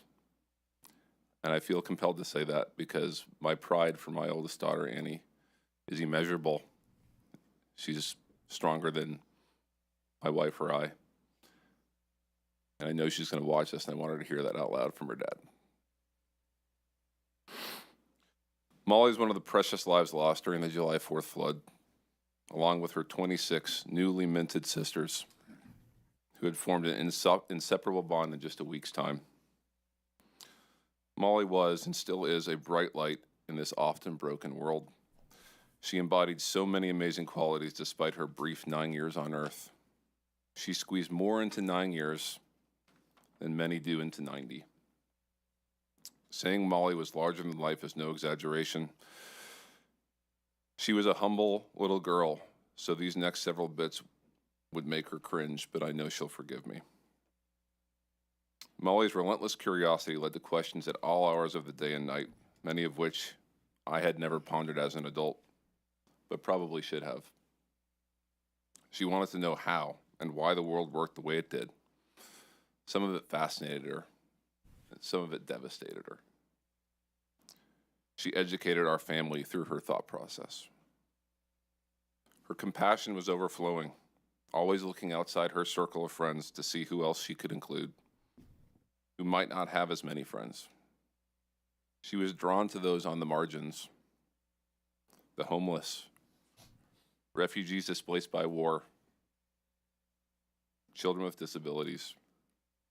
She said to me one night in bed, "Dad, it hurts my heart to see people hurt."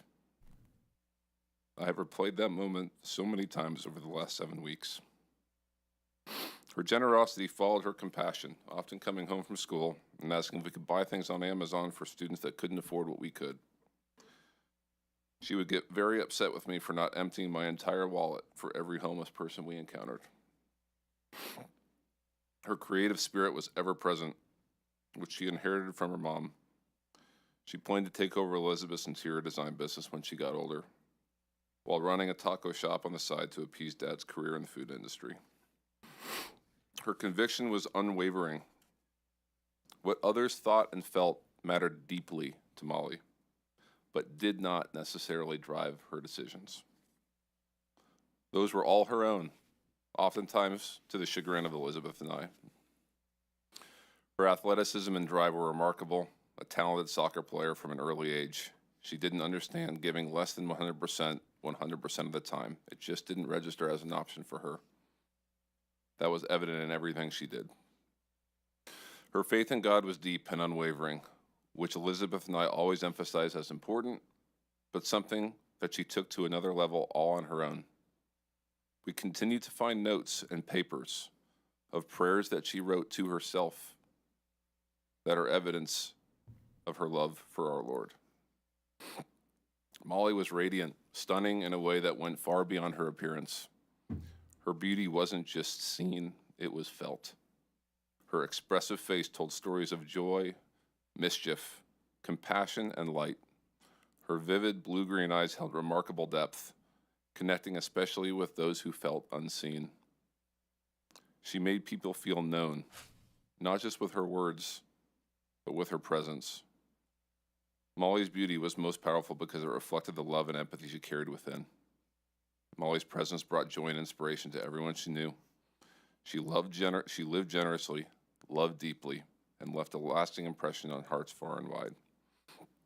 And most importantly, Molly was in ongoing awe of her older sister, Annie, every minute of every day. Annie taught her things Elizabeth and I could not. Molly was her biggest fan and always will be.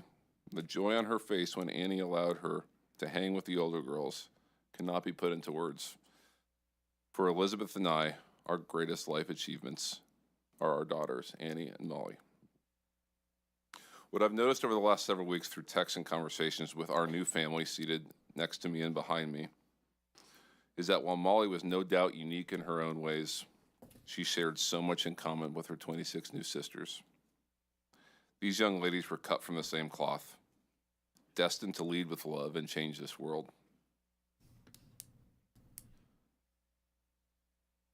And the two counselors from Bubble Inn, and I don't want this to take away from the counselors from Twins, who, as has been previously stated, did everything they knew to do and followed directions. But Molly was in Bubble Inn, and those two counselors, Chloe Childress and Catherine Ferruzzo, were without a doubt a 10-year fast-forward snapshot to where our girls were headed. They were both set to start classes here in Austin this coming Monday. They were loving, strongly rooted in their faith, and selfless. They will forever be heroes in our hearts. When we dropped Molly off at camp, Annie had been for the last 3 years, and on the ride there, she kept on saying, and looking at the clock, she knew she was getting dropped at 10 a.m., she kept on saying, "Oh, only 45 minutes till I don't see you guys for a month. Only 30 minutes till I don't see you guys for a month." We got out of the car.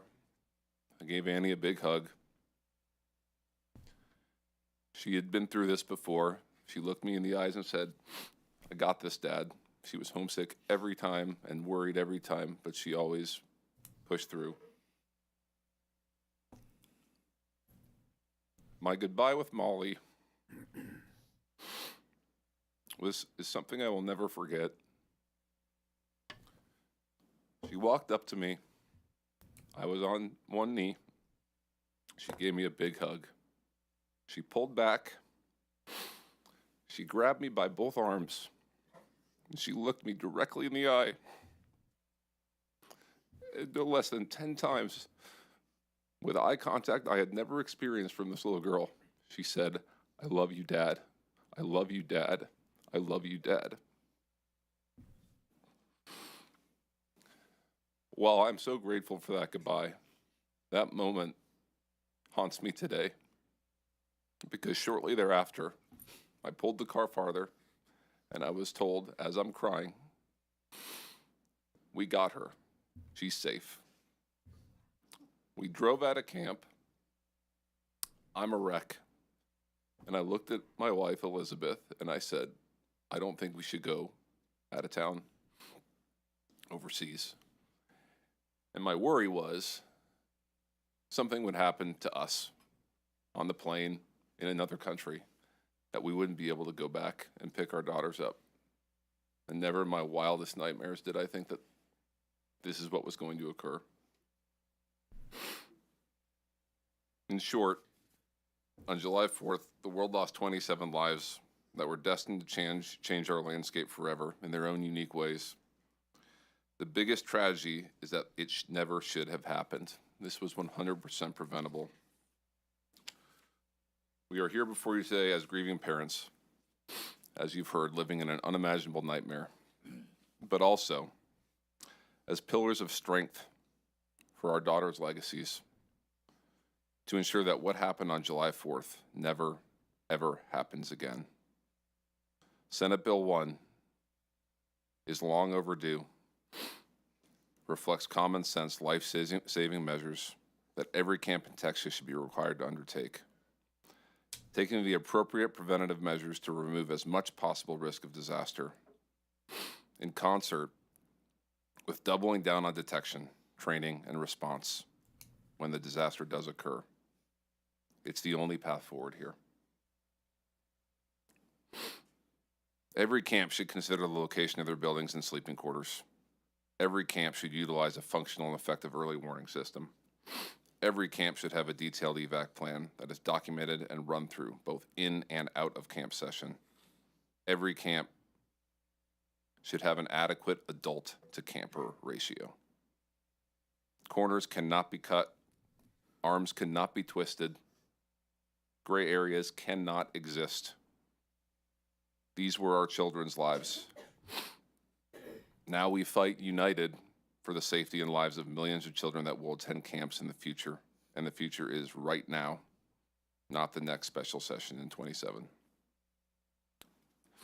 And I recognize as I look at the 9 of you that this message is not directed at you, but I know this is public testimony. And I'd like to say, for those that may dare to oppose the fundamental principles of this bill, I'd ask that you envision stating your case in front of our 27 daughters. If you had the opportunity to look each of them in the eyes and tell them that their safety and the safety of millions of future campers was not a priority, could you do it? We cannot answer that question for you. In closing, we're humbled and honored as a group for the incredible support we've received from our local communities. We would not be here without you. I drew some inspiration from a quote that Governor Abbott uttered during his own personal story of overcoming a life-altering accident. He said, "Our lives are not defined by our challenges, but by how we respond to them." This is our response. We implore you to join us in that response. Do not waver. Do not hesitate. As Molly would say, let's give 100% effort, 100% of the time. Let's make these 27 amazing girls proud of the way we respond. Thank you very much for your time. Thank you for your testimony. Please proceed, state your name. Thank you, Senators, for hosting us today and letting us share our experiences with you. My name's Ben Landry. I'm Laney Landry's proud father. Laney was killed on the July 4th floods on the banks of the Guadalupe River. Laney left behind her loving mother, Natalie, me, her father, her brothers, Daniel and Luke, grandparents, teachers, coaches, family, and many, many friends. Laney was the caboose of our family. She was our third child, and she was the sweet, loving daughter that Natalie and myself wanted so badly. She made our family whole, but more importantly, she softened out the edges of myself and my boys. She made me the man, the husband, and the father I am today. She truly changed our lives and made us better people. She was the best friend to Daniel and Luke, a great playmate, a great friend to everybody around her, and a kind, caring child. Like you've heard from all of these people, these girls were amazing. And they brought the best out of people around them. And they truly lifted people up to be better. The loss of Laney has devastated our community and left a hole in our family. While we're full of grief and sadness, we are comforted that she's in heaven with Jesus and that she will lift us up and that she'll lift all of our community up. And so we'll be able to find peace and happiness again. Laney and the other 26 girls that died at Camp Mystic that night have given our families the strength and focus to fight for these changes. It's clear that the status quo did not work, and important safety standards must be imposed in the camping industry, just as they are in schools, daycares, and industrial, commercial, and manufacturing sites. No emergency plans and no evacuation training is not acceptable. There is not an industry I know that would allow this. I've coached lots of my kids' teams, and I've always told them I will never put you in a position to fail. All of these girls were put in a position to fail. They were told their directions were to fail, and that's what happened that night. These children were put to sleep in a floodplain with no plan for a flood. This must be changed now so this does not happen again. This is an event that was preventable and was caused by years of neglect, ego, and complacency. Never again should these words be used to describe the children's camps in Texas. Our families are welded together in this awful event. We are not here to ask that you take our grief away. The grief represents the everlasting love that we have for our girls. We are asking that you pass this legislation to give us the comfort and hope that this does not happen to another family. They did not, so they don't have to deal with and live through this grief and pain. I want to thank you all for having us today and working to pass this legislation. And I want to give a special thanks to the Texas communities and communities all across the country that have supported us and prayed for us. In particular, I want to thank the St. Michael's and St. Teresa church and school communities in Houston, the SBMSA and Post Oak families, and all the close families and friends that have loved and cared for us. In particular, I want to, even more detailed, I want to thank the families, the 26 other families here who have all lifted each other up, have supported and cried together and helped each other and to get through this time. Like our daughters, your kindness will not be forgotten. Senators, we ask you to pass this bill to make sure that this doesn't happen again. And we also ask for your commitment to make sure that the full resources of the state of Texas are committed to finding Seal Stewart and to bring her home to her family. Thank you all for your time, and God bless you. Thank you for your testimony.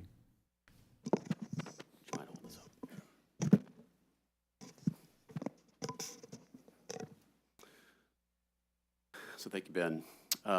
So I'm Matthew Childress, and I'm honored to be the father of a hero, Chloe Madeline Childress. I am the caboose today, so I'll be the final one that you'll be hearing from and the final one that will torture you with these stories. But I want you to remember there are many more that did not testify. And these are the realities that we will live with for the rest of our lives. As you said, Senator Kolkhorst, don't unhear them. We need you to remember them. We need you to be tortured by them, because we are every single day. We also need you to appreciate this is not just 6 weeks of grief that we've been going through. This is 3 weeks of unprecedented coordination and unity of these 26 families for these 27 girls to effect positive change, to figure out this 4-dimensional puzzle for positive change in the future. So on behalf of Heaven's 27, thank you. Thank you for taking the time, the effort, the support for camp reform. Thank you, committee members, Chairman Perry, and all of the co-authors of SB1. And also to the state leadership, the governor, lieutenant governor, and the speaker. And I also want to thank the camps that have been reaching out for meaningful change and alignment. That's meant very, very much. And I also am very sorry, and I want to offer all of my condolences to all those others that lost their lives, not just at Mystic, but this horrific accident, all 138, plus the continued support for the search for Seal. So this is my daughter. Let's make sure it's up. Is it up? Yeah, this is my daughter, Chloe. Chloe was 18 when she was killed. This is a grown woman. She is survived by her brother, Jack, 15, who started his sophomore year today at the Kincaid School in Houston, Texas. My wife, Wendy, wishes she could be here, but she wants to ensure he is launched into a normal school starting day and is there to support him for that. So one of my nicknames for Chloe was that she was my hero. For all that she had accomplished, I was so proud of the independent woman she had become and all that she had to come in the future. Not to mention, she was just a better human than me. She was one of the counselors, along with Catherine Ferruzzo, in the Bubble and Cabin where all lives were lost. As others have testified, we tried our best to not think about the horror, the terror, and the fear that happened in that cabin that night. 14 girls scrambling for their lives because they did what they were told to do. But as we fast forward, it does turn out that Chloe was not just my hero, but she was an actual hero. Chloe and Catherine both died as heroes trying to save all those sweet little girls. Chloe's from Houston. She graduated from the Kincaid School as a cheerleader, cross-country runner, and a lover of music. She was to attend the University of Texas to study pre-med and to ultimately become a doctor. Chloe was the perfect balance that I could ask for. She was fun, she was spontaneous, she was a troublemaker, she made all of her friends laugh, but she was also smart and studious and driven. And because of this, I called her the machine. She was also a rule follower. As her father, this is what I taught her. I taught her manners. I taught her respect. I taught her to obey orders and authority. She did what I told her. She followed directions of the authorities. And that is what killed her. Last Thursday, instead of moving my daughter into Hardin House, about a mile from here, to start her freshman year, I was at the state capitol with 25 other grieving families that had lost their daughters. We were there to plead with state leaders, asking them to take action so this tragedy would not happen to anyone else in the future. So there are over 1,000 camps operating in the state of Texas with deep history, roots, and impact across the social fabric of our state. As a boy, I attended camp in Hunt. The women in my family are 3 generations of Camp Mystic. I spent my youth picking up my sister at Mystic, staying at the River Inn, and begging to stop at the Hunt store on the way out for a burger. These are places that create lifelong memories and friends that folks will have for the rest of their lives. These are places that should live on and should be cherished and enjoyed for generations to come. The change we are asking for is to provide protection measures to ensure that camps can survive. So the changes we are asking for are very common sense, logical, nonpartisan ideas for camp safety. These are positive, forward-looking changes to ensure a continued flow of new kids into these camps for years to come and giving the parents the assurances that they need. So first, prevention. No child should sleep in a floodplain. Daycare and schools already have sitting laws that prohibit such dangers. I do support the exemptions or exceptions for lake-bound camps that Chairman Perry spoke about earlier. I am from Houston. I know what it means to live in homes in the floodplain. I've lived through Allison, through Ike, through Rita, through Harvey, and countless other storms. And as I tell many people, it's not a question of if a Category 5 hurricane will hit Houston. It's just a question of when. When you look at the Central Texas storms, they have happened before. These storms will happen again. And anyone telling you otherwise is fooling themselves. Second, detection. Simple flood and weather alert systems with backup communications would have saved lives. Third, training. The official plans at most camps are to stay in place. The girls who died here were the ones that followed that plan. Training should prepare staff and campers to act, not to wait in danger. And then finally, response. There needs to be better coordination with local first responders because in an emergency, confusion kills, and we saw that on July 4th. These are basic protections that all parents should expect when they entrust their child to a camp. They are not costly, and camps have simply been exempt. That exemption has now cost lives. So we need to, from a timing perspective, we need to make these immediate changes in this special session with everyone's support because people are already enrolling their children for summer camp next summer in 2026. But we are also here to remind all of you that we are here for the long haul. We have to live with all this for the rest of our lives. I plan to make it my second job so that no other parent has to go through this type of pain. As we look towards other meaningful reforms across the spectrum in future years, in future sessions, hopefully you'll see me again in the future. Again, pressing for common sense, nonpartisan reforms that everyone can support. People ask me every day how I'm doing. I tell them the truth. And for the record, I tell them, this sucks. This pain is unbearable. Chloe was killed following the manners that I taught her. I lost my firstborn, my machine, my running buddy, and my hero.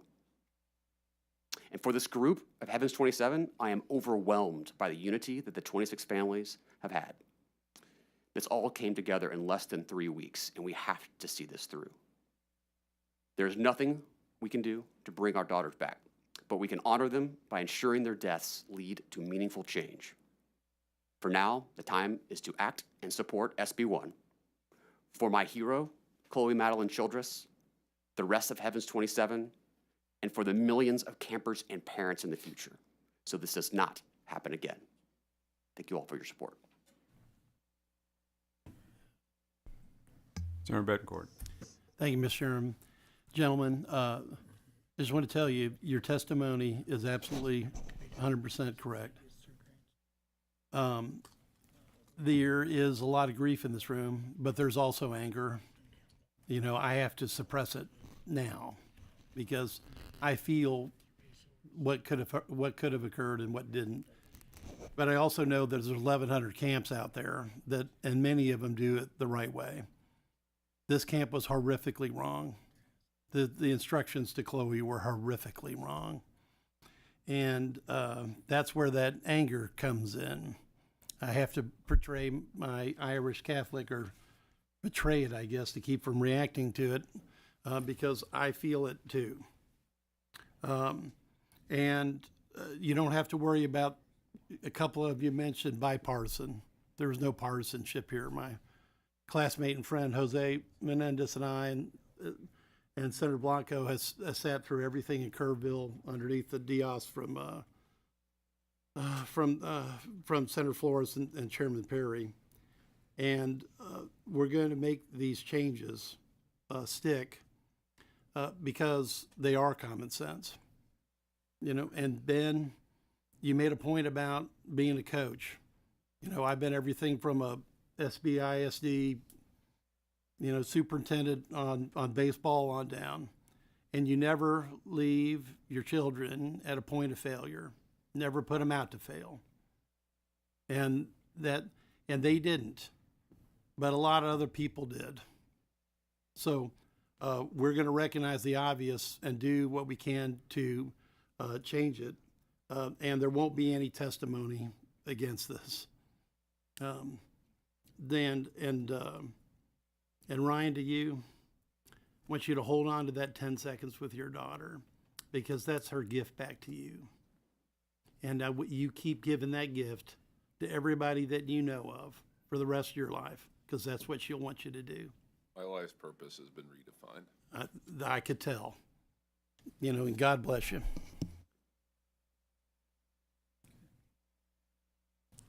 Thank you for your testimony, and we appreciate you being here. Are there any other members of a child lost at Camp Mystic who wishes to testify? Seeing and hearing none, members, that concludes the testimony we will hear from the families today. I would like to thank every family member for testifying here today. I know it was extremely difficult, but your time is very well spent. Members, just kind of an FYI, this was seventh time for a lot of these families to have this conversation, both with members and legislatures and other groups. So I can only imagine how you relive it that 7 times. So I do appreciate you be willing to tell the story. All right. At this time, the chair calls up our final panel, which includes a resource witness from Department of State Health Services and some camp operators.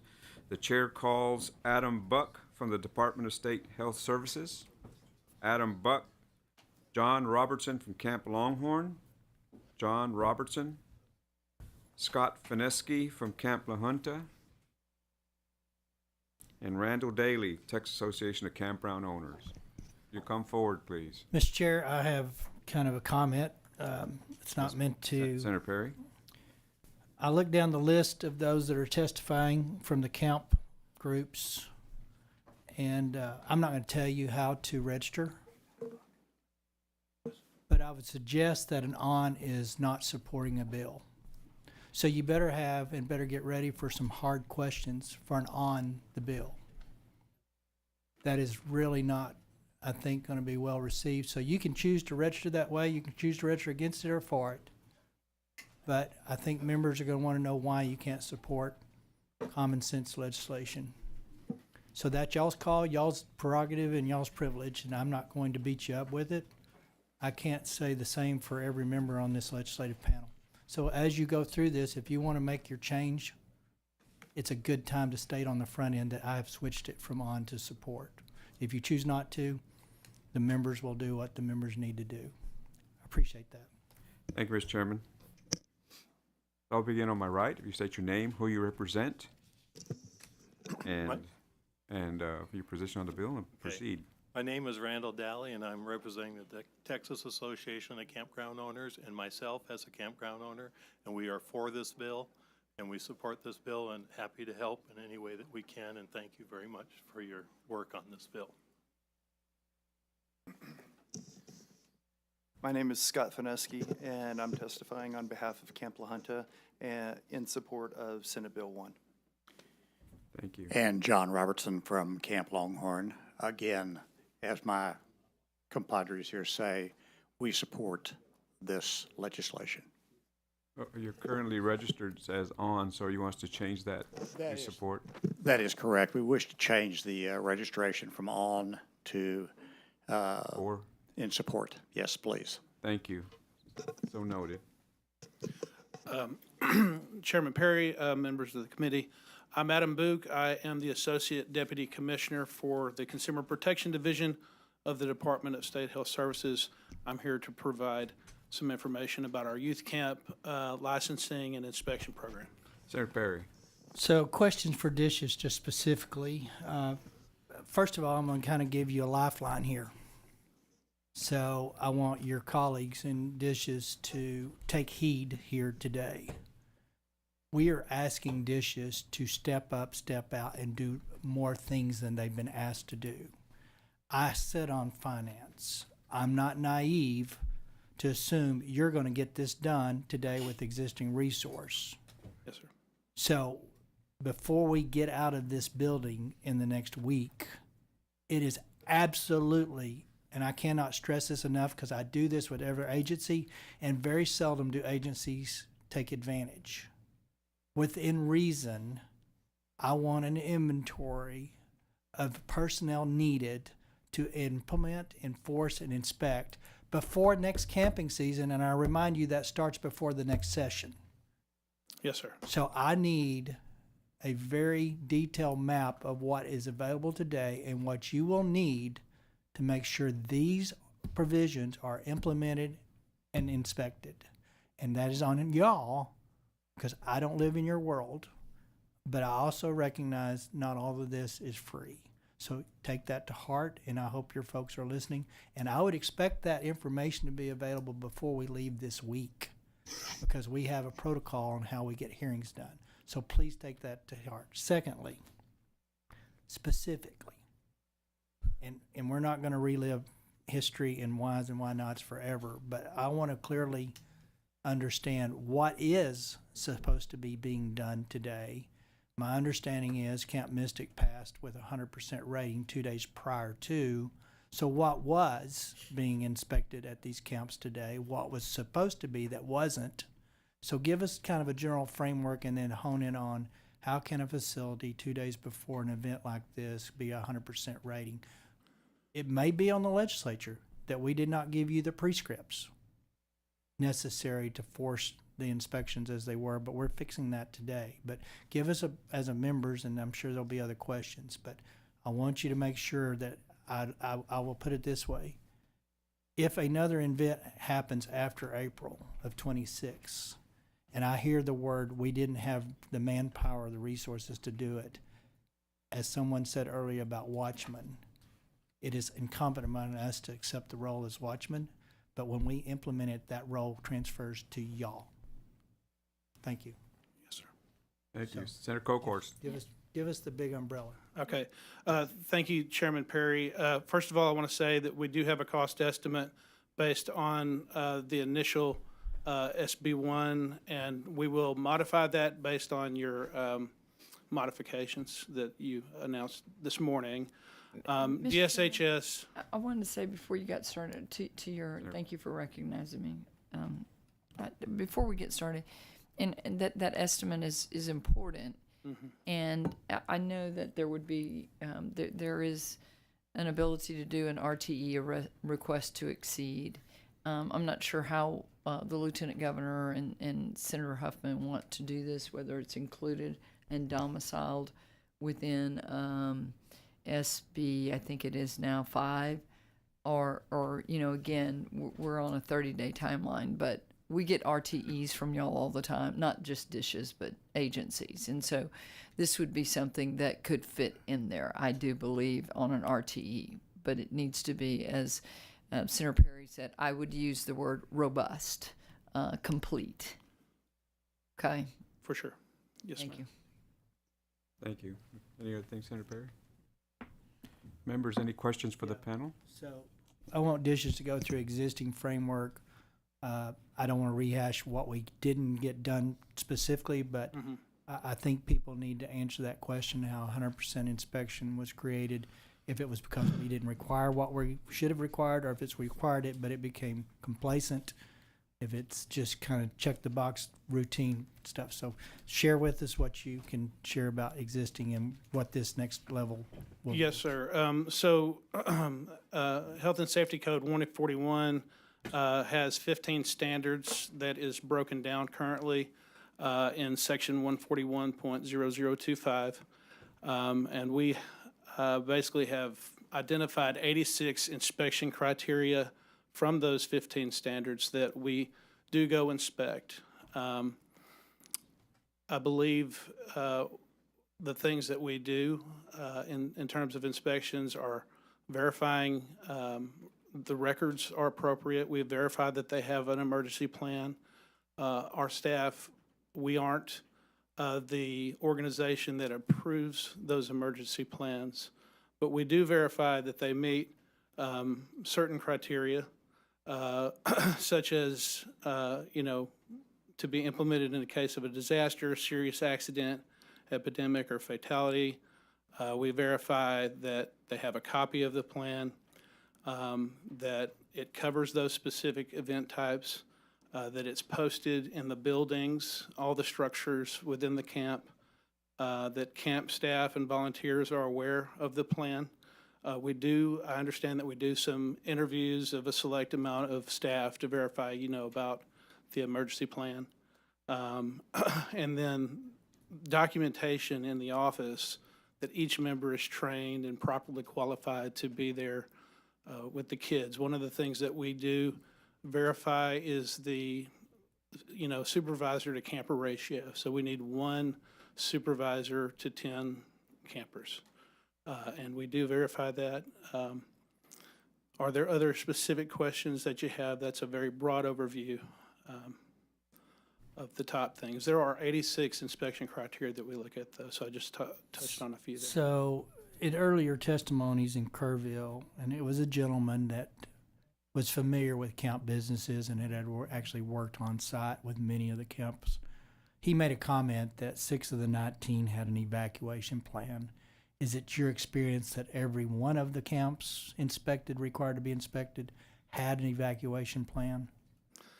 Or do you have deficiencies?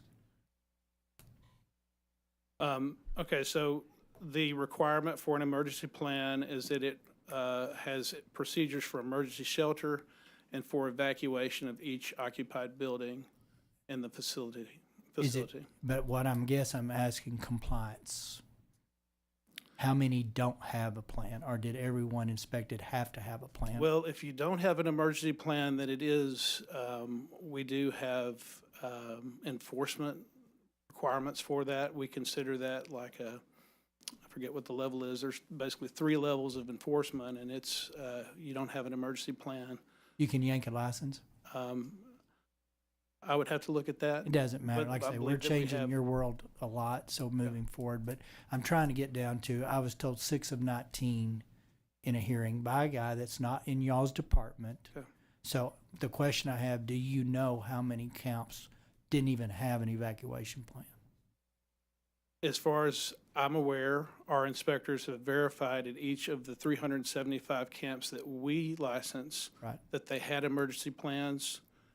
Those emergency plans are supposed to include evacuation. Okay. That's good information. So just FYI members, there's about 1,000 camps. 600 of them are in Chapter 54 or something. They're non-youth camp, typically other kind of venues. So they are responsible for about 354, I think is the number. So Dishes is. So that's kind of the background on that. Senate Bill 1 is the framework for what we believe that will help hopefully prevent another event like what we've just done. I caution to camps and state employees, this is only good as the people that engage it. And so one of the biggest contributors to what we found out, and it could have been any camp, I promise you it could have been any camp, was complacency and human nature and out of sight, out of mind.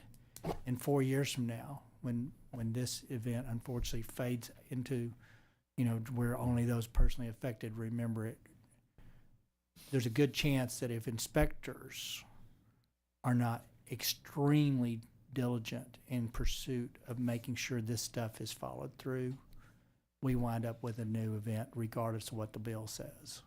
So it's incumbent upon state agencies and members. As members, we get calls. There's so-and-so out here inspecting us, and we think they're not being fair. What can you do?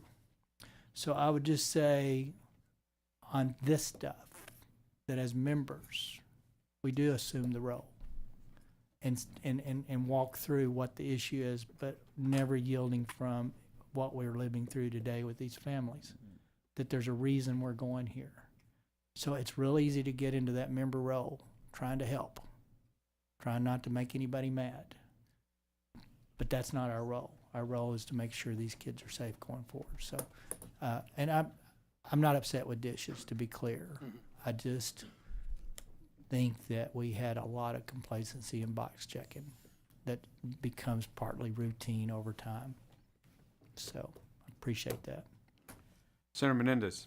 Thank you, Mr. Chairman. Is it Mr. Buick or Buck? Book. Buick. Okay, Mr. Buick. I see you mentioned you testified that you licensed 375 camps. In FY '25, yes, sir. Of those 375 camps, what schedule, what type of rotation are they on? How often do you actually have them inspected? Is it once a year? Is it once every 2 years? How often can we the public rely that they're inspected? So the way that it works, we have two different kind of license. We have new licenses, and those licensees require a pre-license inspection. So we'll get the application, we verify that they go through a background check and all that. Once the application's good, we assign an inspector to go out and conduct a pre-license inspection. Once the new camp meets their pre-license inspection, then we give them an approved license within 30 days. Okay. If we find any deficiencies during that pre-license inspection, they have 10 days to make corrections. That's the first category. The biggest category that we have are renewals. I think in FY '25, we may have had one new camp license. The year before that, we may have had 3. So most of them are renewals, and the renewal applications also get a background check when they send those in. If there's any changes, our staff will communicate with them to make sure that we understand what's changed and, the application is correct. But we do an annual inspection sometime during the operational period, which is typically June through August, the youth camp season while school is out. So all 375 camps have an annual review? That is the goal. I've been told that we have some camps that are licensed that only operate like 10 days out of the summer, and those are a little harder to get to. So for FY '24, we got to 95% of the licensed camps that year. But again, the goal is every camp, every year, at least once. Very good. Thank you. Thank you. Senator Kokhorst. Just want to follow up on a couple of questions. I have a history of different bills that were filed all the way since 1973 on camps. Some of those being waivers, carve-outs that have passed the legislature. And so just as a point of reference, we'll be looking at all of those and trying to make sure that we didn't make some mistakes along the way with some of these waivers. And so the other thing that I would like to ask is, of the licensed camps, do we have a record of how many are accredited by the accreditation process that's kind of a national standard? First of all, on the waivers, I was texting my staff while we were hearing some of the testimony earlier, and they have confirmed we're not aware of any waivers that have been requested or approved at this time with current licensees, just so you know. The second question, what was the second question again? It was about accreditation. Accreditation, I have heard about certain camps that are accredited. I don't have that number right now, but we can certainly get that back to you, Senator Coker. Thank you. There would be, some that would say, and we use accreditation processes for a lot of, the myriad of things that we oversee. We have SACs for colleges and things like that. So it might be something that we need to consider as a standard. It's kind of a gold standard, obviously. So I know I've had some questions about that. Thank you. Senator Perry. Thank you. Back to the waivers. I guess I'm just not even thinking. This resets. SB1 resets. Yes, sir. I heard that. It's as if nothing existed today. This is the new one. So any waivers of the past, gone. Because I can only assume most of them were exempting them out of things we thought were important enough to put in statute, but people didn't want to do it. So if there's some legitimate need for something, which I cannot envision what it would be, but generally speaking, I want dishes to understand it doesn't matter what the past waivers were. This is a new day. Okay. Thank you. Thank you, sir. Thank you. Members, any other questions? Mr. Daly, do you have any testimony that you wish to present? No, sir, we're just here in support of the bill. You have any testimony you wish to present? We sure like to hear it if you have some. Sure. Chairman Perry and members, thank you for letting us come in and testify today. Again, my name is Scott Fineski. I'm the owner and director of Camp La Junta in Hunt, Texas. And before anything else, we heard some pretty powerful testimonies earlier, and and just want to say, we are deeply sorry for all the loss that has been happening in Hunt. It's, through the community and through the camp community, we're grieving alongside and with the families, and it's difficult to wrap our brain around the devastation, and it's been, and so just wanted to say, we are sorry for all the loss that has happened. A little bit about, the night.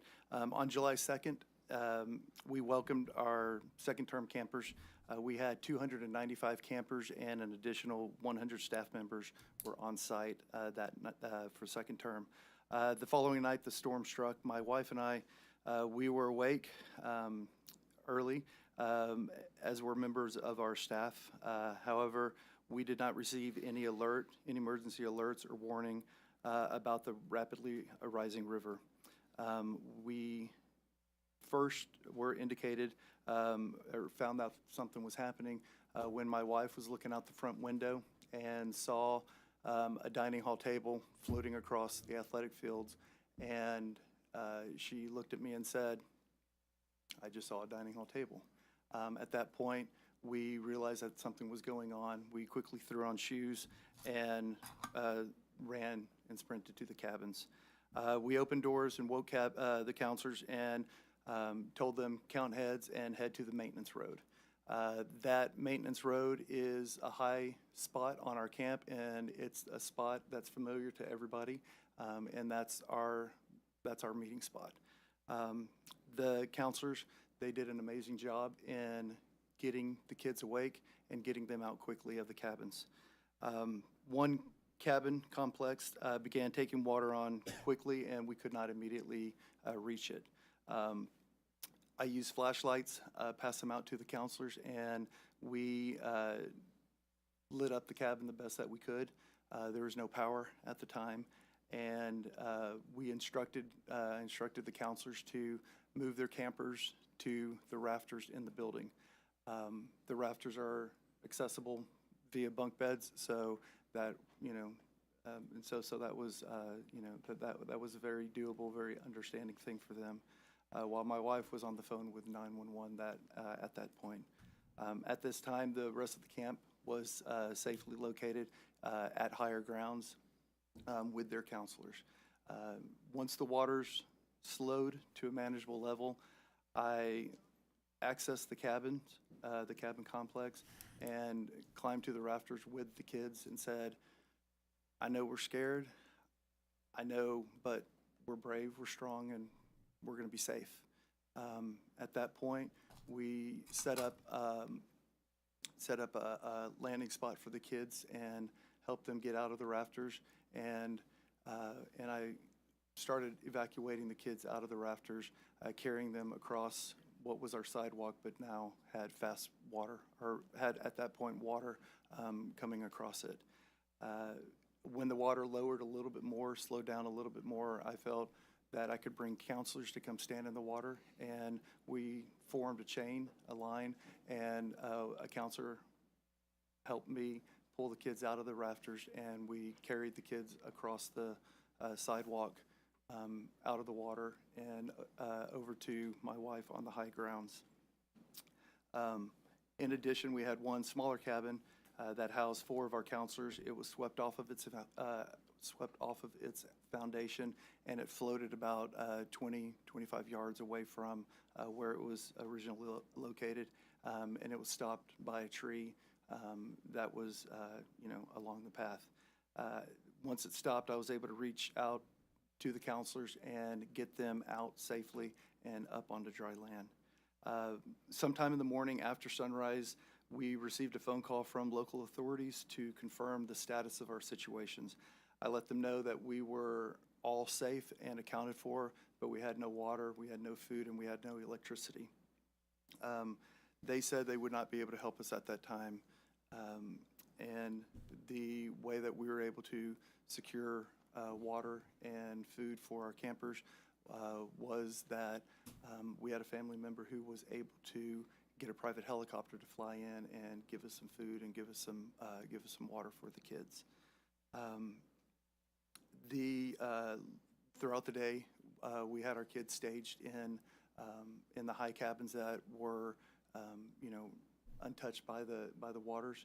And my wife and I, we were calling everybody that we could to try to figure out how we were going to be able to get out of camp. We did not receive any help in that way. My wife called the superintendent of Kerrville ISD and said, we need buses. He said, give me an hour and a half. And he sent school buses out, and when in communication with the local fire chief in Hunt, we determined when the water was going to be low enough that the low water crossings were going to be passable, and he had buses waiting. And when they opened up the bridges, they were one of the first vehicles to get across. They came into camp, and after head checks and making sure that we had everybody, campers and counselors alike, on those buses, they left and they went into the staging area in town. And we had already been communicating with parents where that was going to be and when they needed to arrive at that location. And that was about 6:30 that night that we finally were able to evacuate camp. In the history of Camp La Junta, we've never witnessed flooding at this level. The river exceeded our previous high water mark, by a large amount. And while we cannot go back in history, while we cannot go and change what happened in the events, we're committed at Camp La Junta, and a lot of the camps in the Hill Country are committed to moving forward and continuing to, provide camping programs in a better, stronger, safer way than previous. And with SB1, we feel that this is going to help us out. And so, thank you guys for your diligent and quick work on this. Senator Perry. I just want to say, you're one of the ones that we had this conversation. You call it blessed, and it is truly blessed that your wife got up and saw something at that point. But here's the thing I would tell you. You were decisive. And although it may not have fit the wheelhouse of SB1, you had a plan. You knew what maintenance road meant, and so did all your folks. So on that account, I appreciate the fact that you were there as the owner, first of all, kind of in the mix, right? But you also responded with decisive action because you had made sure everybody knew what maintenance road meant. Just something as simple as, here's what you do. When you hear it, you head to the higher ground. So on that front, you're to be recommended, but mainly appreciated for that. You had the vision and the wherewithal to know we need to be prepared. So, but I thank you for that. Senator Betancourt. Thank you, Mr. Chairman. I think Senator Perry's done a great job pulling this bill together with help from Senator Colkhorst and other members of the committee. I just want to go back, including the flood warning siren bill. Gentlemen, is there anything we're missing at this point? I mean, we're moving it, as Senator Perry said, warp speed to get this done, which is what we need to do. I just want to make sure we're not missing anything obvious. And I do commend you for making that decisive change. Chairman is right. Big difference, because you save lives. Other people made a mistake. Other people tried to go out and have their lawn equipment evacuated to higher ground before they evacuated the kids. And I'm so angry about that. I have to contain that every time I hear this story. Okay? So, but you didn't, and that you're to be commended of, because you saved that crew. You did. Now, everybody helped, but you made that fundamental decision. And I just want to make sure while we have a chance, if we're missing anything else, because the other camps, a lot of them did the right thing. And this bill is not to punish the camps that did something good, but to collect the best practices that we all do it right in the future. Gentlemen, sorry, Mr. Chairman. You'd like to respond? The only thing that I'll say is I neither my wife nor I, and anybody on Camp La Junta grounds, we're hooked up and connected to alert warnings, and we did not receive a warning that morning. And even though you're hooked up, you didn't receive it, so you didn't get National Weather Service, or? We use phones, and so our apps, and so we at that point we did have cellular, and so we did have, so we were connected. We were able to place phone calls. My wife was on the phone with 911 on camp at that point, but we did not receive any alerts. Well, there was a preposterous failure for Kerr County not releasing their own warning on top of everything else, till already the flood system had already gone to maximum, torrent. So, all right, thank you. Senator Colcourt. Thank you. Senator Bencourt, local leadership matters. It does. So, Mr. Fineski, I have to ask this question. When you saw a picnic table floating, could you give me, point of reference, a time? I can't give an exact time, and just so you understand, it was not a picnic table. It was a dining hall table. So our dining hall walls came down. And so we had what ended up a house from upriver came and landed and ended up in our kitchen. And so that's what broke through our walls. And so You have no idea what time that was? I know it was after 3 o'clock, and it was before 4 o'clock is when we saw that. We ran out and started the evacuation. I want to say around 4:10, 4:15 is when we left the house, roughly. But looking at my phone and looking, we determined that just by the first calls to 911, really, and just kind of guessing from that time period. So, and I think this is really important in coordination with all the other bills and what we heard. So, Chief Kidd in the back of the room, I'm going to go with your timeline. It's not off by 2 or 4 minutes with Senator Perry, the video that you played in our first hearing. But 1:14 a.m. first warning in Ingram and Hunt. That is a warning. Now, under Senate Bill 1, at that point, you would be evacuating to higher ground. It was 4:23 that the emergency warning went out. In my estimation, it's late. And I've really focused in on, during our hearings, and Senator Perry, excellent panel of meteorologists who have talked about better instrumentation, and this is for decades, between Del Rio and Brownsville, it's 780 miles roughly, that we don't have a weather station, that maybe we should have one in between, and then the instrumentation. So at 1:14 a.m., I have to ask this question. And this is the devil's in the details of how you get that warning. Originally I'd filed Senate Bill 6 of the last special, Senate Bill 60, and it's requiring y'all to monitor weather radios.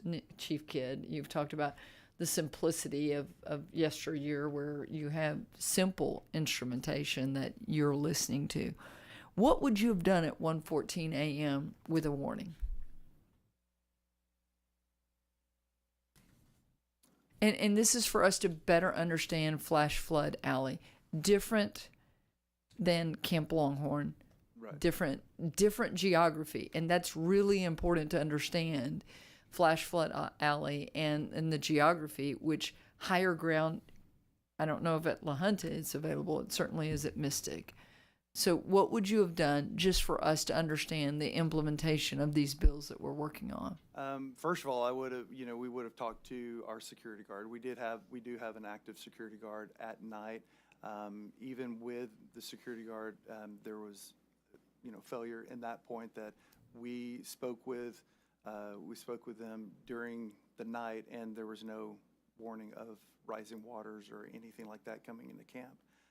If I had received a warning at 1:14 in the morning, I would have gone down. We would have looked at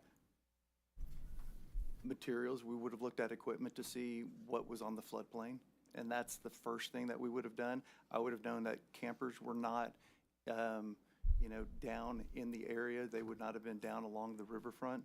From where I've seen the water, I would have, that's where we look at our flood lines and of what's coming to camp for. And so I would have, started there, and we would have made sure that our security guard knew about the warning and would have continued to. Would you have evacuated children that are sleeping in a floodplain? We did not have, we only had one cabin in a floodplain, and I would not have evacuated them. I would have had our security guard stationed over and been paying attention in main camp with the idea of looking at rising water. But I would not have evacuated them immediately from at 1:14 in the morning, no. Hindsight's 20/20. Right. It's very clear. Exactly. What would you do today? We would definitely evacuate. I mean, definitely I would have, again, talked to our security guard, and we, and had that urgency to be aware of the warnings, to be aware of the situation. But definitely we would have looked at, evacuating, buddying them up in the, in the higher cabins. And we would have done that for sure. So I look back at my notes from Kerrville, and I have to say to the parents, I wrote down on y'all's testimony, and I haven't counted it up, complacency was a very recurring word that I wrote down. Complacency, complacency, complacency. A 67-year-old woman living in Kerr. She'd seen 25 floods in those 67 years. She said complacency by residents. We were complacent. She said 2025 is the new benchmark versus the 1932 benchmark. Her other quote was, Mother Nature humbled us. So now, and you say sidewalks and things, and I'm saying this for every youth camp out there. I'm saying this for every resident who has a property on a river, because I know one of you talked about not just the 27, but I mean, there were 132 people lost in this flood. There is a new benchmark. The older gentleman, Chairman Perry, that testified, who his family had a cabin, his wife's family had a cabin since 1930. He's a mile down from Mystic. He's near you. And he said, 1930, we'd never seen water anywhere near her family's cabin. And something woke him up at about 2:40 a.m.-ish, 2:40. And he said he looked out and he said, oh my gosh, we got to get out of here. Wakes his wife up and you remember this, Senator Menendez? Mm-hmm. And his wife's friend, and says, we've got to get out of here. And when he stepped out of the back door, he said, I stood in water, and he said, we can't get out. And they climbed up in a tree, and the water got to his waist. And he said, this is probably it. And at that point, it just barely started to recede. So this is a new watermark, right? Right. What will you do, and what changes will you make? Well, I mean, for sure, the emergency planning, when we look at. Pull that microphone a little closer, because I think it's important for Sorry. all camps and for all campgrounds. Senator Perry, you created a new chapter in the Health and Safety Code, and under a new section, I think it was 700 and something, for campgrounds. I mean, like, not youth camps, campgrounds. What would you do differently now? What changes are you going to make? So the first ones are going to be obviously the emergency evacuation plan. I mean, the way we deal with floods, because like you said, we now have a new benchmark. We know what can and will happen, and so we are going to, as an organization, we're going to, make sure that we write that down. We do train on our emergency action plan, and so we will continue to do that. We do have, and we will, and we train our kids on the emergency plan as well. On our first night, that's part of our opening night meetings, that the counselors draw attention to that plan. We address it as a camp. We do that, and the activity counselors are trained on that, because our emergency plan is not just a one-size-fits-all, because some kids will be on one side of the property while while kids are on the other side of the property. So what they know from the cabin is not what they know when they're in canoeing class or something like that. And so we will continue to train, and we're going to be more diligent and just making sure that everybody truly knows our plans, and that is what we're looking at. So in following up what Senator Bentoncourt said, is, are we missing something? This is, and I want to say to everybody, this is just the bar. You can do more than what we put in statute. Don't do the least. Right. Do more. Right.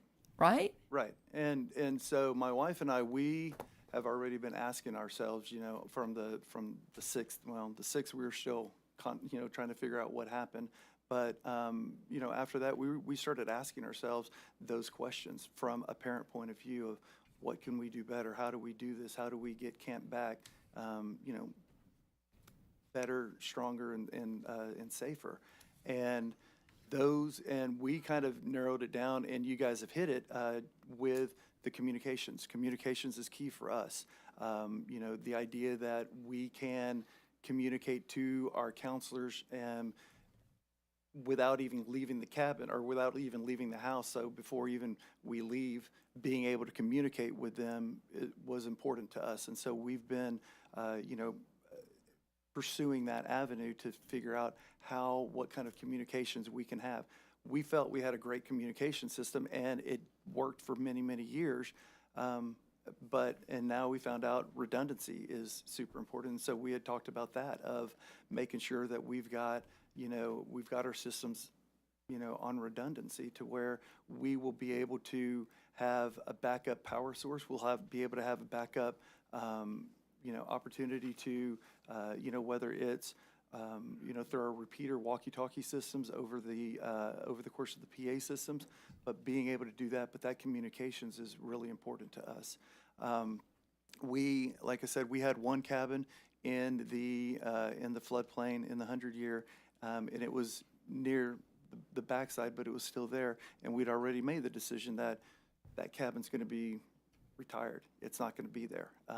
And so that is, so as far as what you guys are missing, I think you have a great bill that's being proposed. And I think it will help make sure that everybody's on the same page. And, as far as camping goes, and it will help, it'll help, maintain camps and making sure that they're stronger and safer for many years to come. And I think that what's important, I heard from several parents writing it down, is that they don't want summer camps to go away. They just want them to be safe. Exactly. As Lacey said, safe and fun, but safe first. Be prepared. Be prepared. Mr. Chairman, point of clarification. On the answer, the question I'd asked to the emergency management coordinator was how many of the 19 camps had plans with him? And I think it was 6 that only had plans with him. It was 6 out of 19. Yes. And so I think, I'm not sure how many, if they should have all had plans, but I think that SB1 makes that correction because I do believe that the local emergency management coordinator, of which Chief Kidd were efforts we learn after every disaster. We're going to do more training and get better on the local level and the response teams and how that works. But those plans do need to be with the local emergency management coordinator so that they can heed these warnings. And again, flash flood alley and how this can happen. Complacency is just the word that I keep hearing. I've written it down so many times from your testimony. So thank you, Mr. Chairman. Senator Shortner. Thank you, Mr. Chairman. Mr. Fineski, you mentioned several times, I think, that you did not get any warning regarding the flash flood.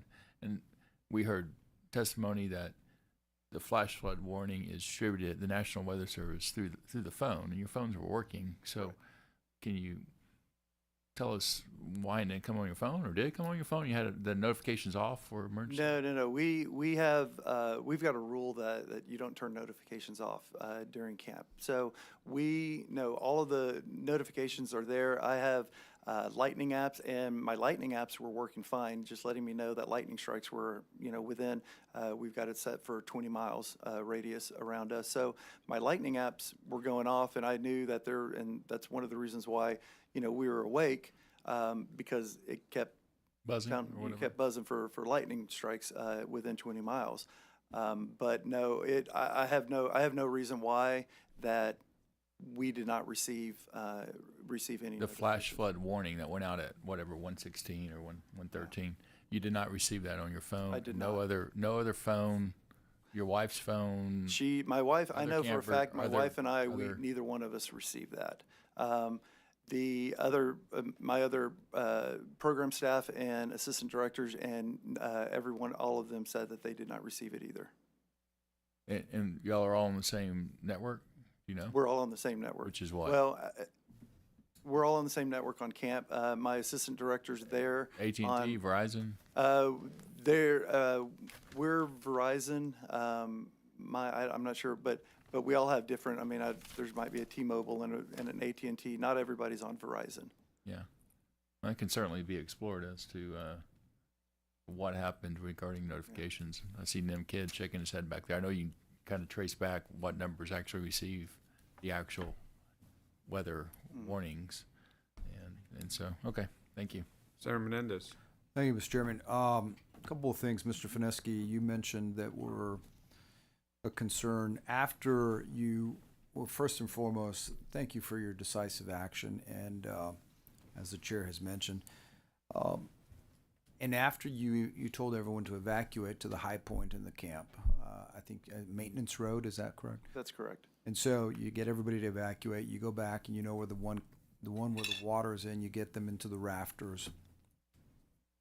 Then you go on to say that the whole time that this is happening, your wife's calling people, looking to see who could help and who can bring things. And She at that point she was calling 911. 911. And so this we started calling people to evacuate after we had everybody safe and accounted for, and we had sent first communications out to parents. And that was about what time? I think we sent our first communication out to parents at like 6:58. Okay, so that's 6:50, almost 7 in the morning. Right. So around 7 in the morning, you also testify that you were having trouble trying to get people to come bring you anything, food, water, any way to get to you. And obviously with the low water crossings, very difficult to do that, correct? Correct. So it wasn't until later that evening, that I guess it was, you mentioned the Kerrville superintendent, you were able to get in touch with them, and they prepared the buses. And as soon as the water had receded enough, they were able to come in and evacuate all of the campers and the counselors and everyone. Yes. Approximately how many people do you think they evacuated? We evacuated About 400 people 400 that day. people. So I guess It is. that benefit for all of the children and all your counselors, that came directly as a coordination with the school district. That's correct. And so I was just thinking that I'm not sure if we're missing an opportunity, because every one of these camps has a school district in it, near it, and they all have school buses. And then maybe we should do some coordination, and we thank them for what they've done on that. And so thank you for your testimony today and your quick action. Thank you. Thank you, Mr. Senator Chairman. Hinojosa. Thank you, Mr. Chairman. Thank you all for your testimony. Mr. Book, excuse me.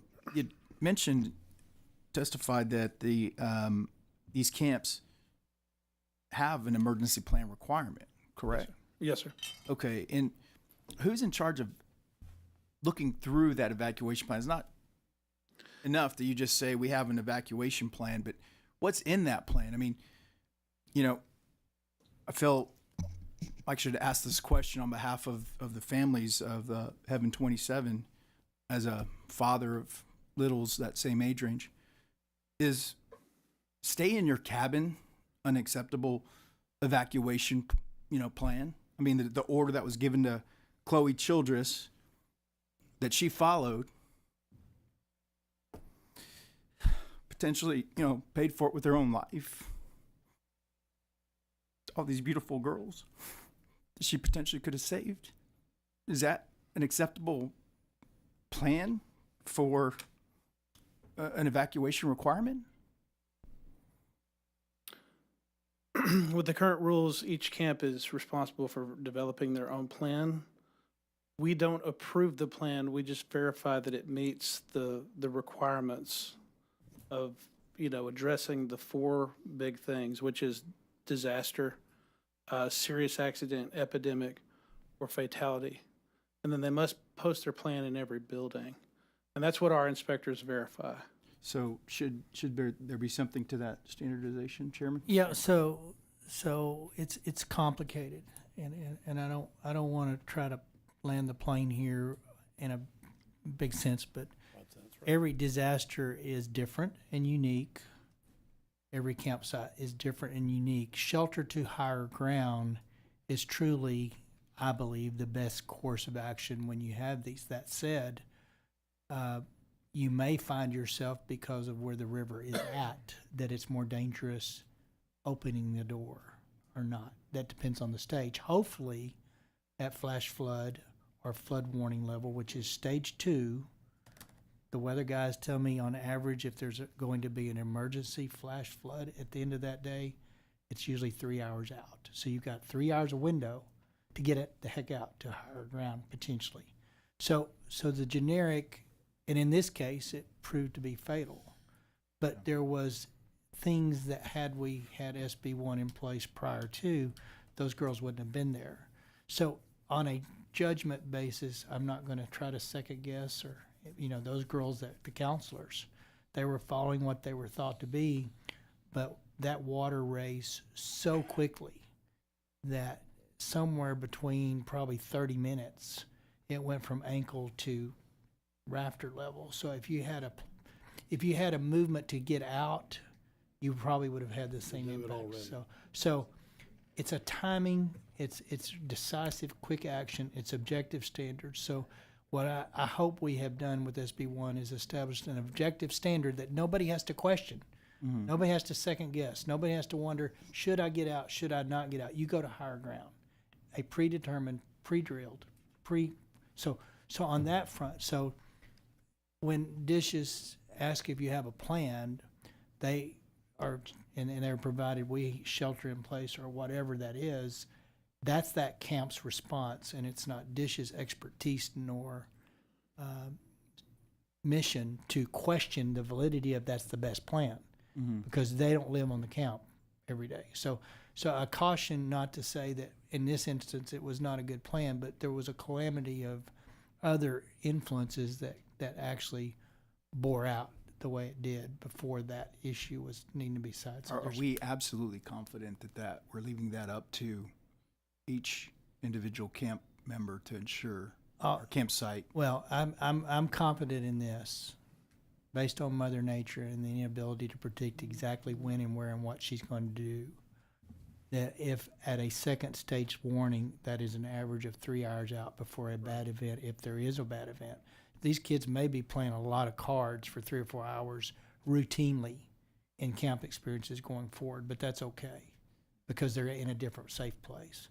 So all I know to do is get kids to higher ground as quick as possible. And if you give an objective standard of second level warning, which means emergency isn't happening, it could happen, it might happen, you've bought time to do the things that we all expect common sense you would do. But I don't have I would caution, number one, that we don't want to give dishes the mandate that they determine what evac plan looks like, that they just make sure there is one. And then I'm going to say this, do I trust camp owners to determine what that is? You know, you have to at some point assume that they've got the best interest in there. But we can't mandate what an evac plan looks like or a shelter in place looks like for every single camp, because everything's different. All I know to do is alleviate some of the concerns by making sure the kids aren't there if they didn't have to be in that place. Sure. So that's kind of where it's at. I guess to Mr. Fineski, the plan that you have in place now, I guess some of the follow-up questions you were asked, you have all the confidence that your plan, well, now going through something horrific like this, something that you've never seen before, you're confident now you would have and you did a commendable job, saving the folks in your camp, but you're still tweaking that, and you feel other camp owners near and around you can meet that standard? Yeah, 100%. I do. In camps, and I'll speak mainly for myself, but just, we've had conversations, amongst ourselves. We know everybody, and we deeply care for these kids. There's no question about that. This is one, and I tell our parents that, I'm going to accept we're an all-boys camp. I'm going to accept your son with the idea, and I'm going to treat them as if they're my own flesh and blood. And camp owners, camp directors, they mean that. They live by that. They worry about, I and my wife, we worry about these kids throughout the year. We check in on them. We get updates about successes and failures and life happenings throughout the year, and we give them phone calls. We give them letters. We're concerned about them. And that doesn't change when they're in our personal care. So the idea that, yes, with the guidance of SB 1, I have the utmost confidence that camp directors will step up and will make those right decisions. Because again, a lot of us are already asking those questions. Even some of the camps that weren't directly impacted by the flood, they're still asking those questions of, okay, well, what if it had turned, and what if it came down the North Fork instead of the South Fork? And so they're asking those questions as well. They might not have received the damage. They might not have, they're not dealing with all the stuff that the South Fork camps are, but they know that what if. And their care, they're, just along with us, it's there, and they're going to do what's right for these kids, and they're going to do everything that they can think of that's going to be right for these kids. And now, again, with the guidance that's being laid out, it's giving just that much more of saying, just like Senator Perry said, get them to high ground, and using that just as a base, that gives a good foundation to make sure that that the rest of the plan falls into place, and making sure that these kids are safe. Well, your commitment, your decisive action really showed your care for the children. God bless you for that. Mr. Daly? Dally, yes. Is there anything you can do as an association with campground owners to kind of, grab best practices among campground folks with their evacuation plans and kind of share that with each other? Yes, we meet regularly, and we have our what we call our members only page, which has a list of emergency things. It lists different evacuation plans of what to do if you have a shooter, a tornado, a fire, a hurricane. There's a lot that we have out there as a resource, and of course now we've added more flood stuff in that because a lot of our parks are rising water rather than rushing water, but there are some in rushing water. And it's just, we talk about it a lot now in meetings and that. And so we are spreading the word. It will go out when we get some plans finalized. Our lawyers look at them to make sure that you got to tweak it so it's just perfectly right. But we are working on that. And I will say one thing too is warnings are important. But where I live, I get a blanket warning of 15 counties for flash flood, which that doesn't help me if it's 15 counties.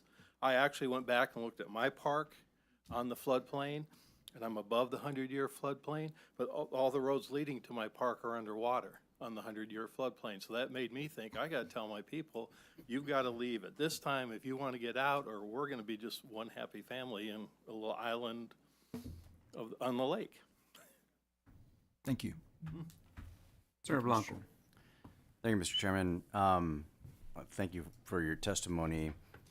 You know, in the military, we would say that our standard operating procedures were written in blood because there was loss of life or injury. So just to follow up on Senator Hinojosa's question, and I understand that there's no one-size-fits-all because there's just so many different places, but I guess my question is for Mr. Book from Dishes. What does a state agency base its emergency plan on? Is there a gold standard or some kind of basic place you start from as an agency to say these are the minimum requirements? Yes, sir. For youth camps specifically, we have Texas Administrative Code, our rule. It's can't see it, 265-15K, I believe. And it pretty well lays out what we expect of camp emergency plans. But again, right now it's the camp's responsibility to produce their own plan. And we just verify that it meets those 4 things, that it addresses disaster, serious accident, epidemic, or fatality. Okay. And I guess to those that are in the camps, is that sufficient for you all? Do you all feel comfortable that you have enough guidance or standards to apply to your camps? And speaking for the campgrounds, which is a little different than camps, but we kind of get blended together a little bit. In the bill that is filed, it brings in NFPA 1194, which requires every campground to file a written plan with their emergency coordinator.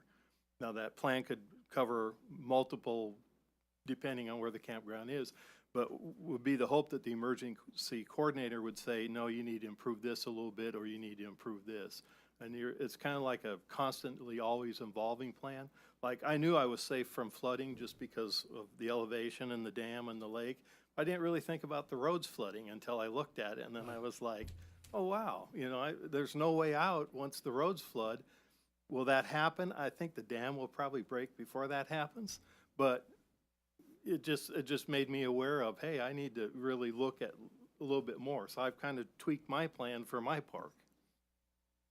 Thank you. And just a follow-up question to Mr. Book. So these emergency coordinators, what are the training requirements that they have to go through? Well, we don't have emergency coordinators. We have registered sanitarians that verify that the camps meet 86 different inspection criteria. The emergency, the requirement for an emergency plan is just that they have a written plan in place, and we trust that the camps know their camps the best, that they know what it's going to take. Now, one thing that I failed to mention a minute ago after reviewing my notes, those plans are required to include procedures for emergency shelter and for evacuation. So our inspectors are reviewing it to that level to make sure that it hits those points. And your inspectors receive their training from where? Well, they're registered sanitarians. They have to have a bachelor's in science, so many hours of science, and then they have to go through a certification process. But the certification process is like pointed towards sanitation, right? Public health, like clean water and disposal of waste, and we do full retail kitchen inspections when we're at each camp. So that certification from those inspectors is not necessarily emergency response or these type of situations. It's more sanitary and public health? Yes, sir. And honestly, when reviewing SB1, one of the things that we've requested is some actual certified emergency management coordinators for our team.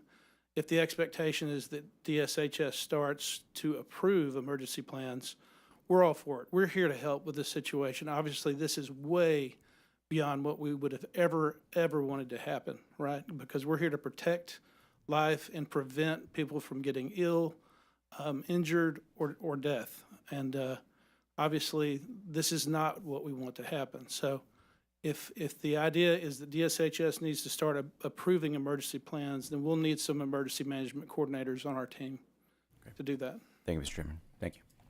Senator Perry. No, I'm good. Senator Bedcourt. I want to thank you, Mr. Chairman. You brought up a very good point about you made the right choices. First off, you kept the phone on, okay?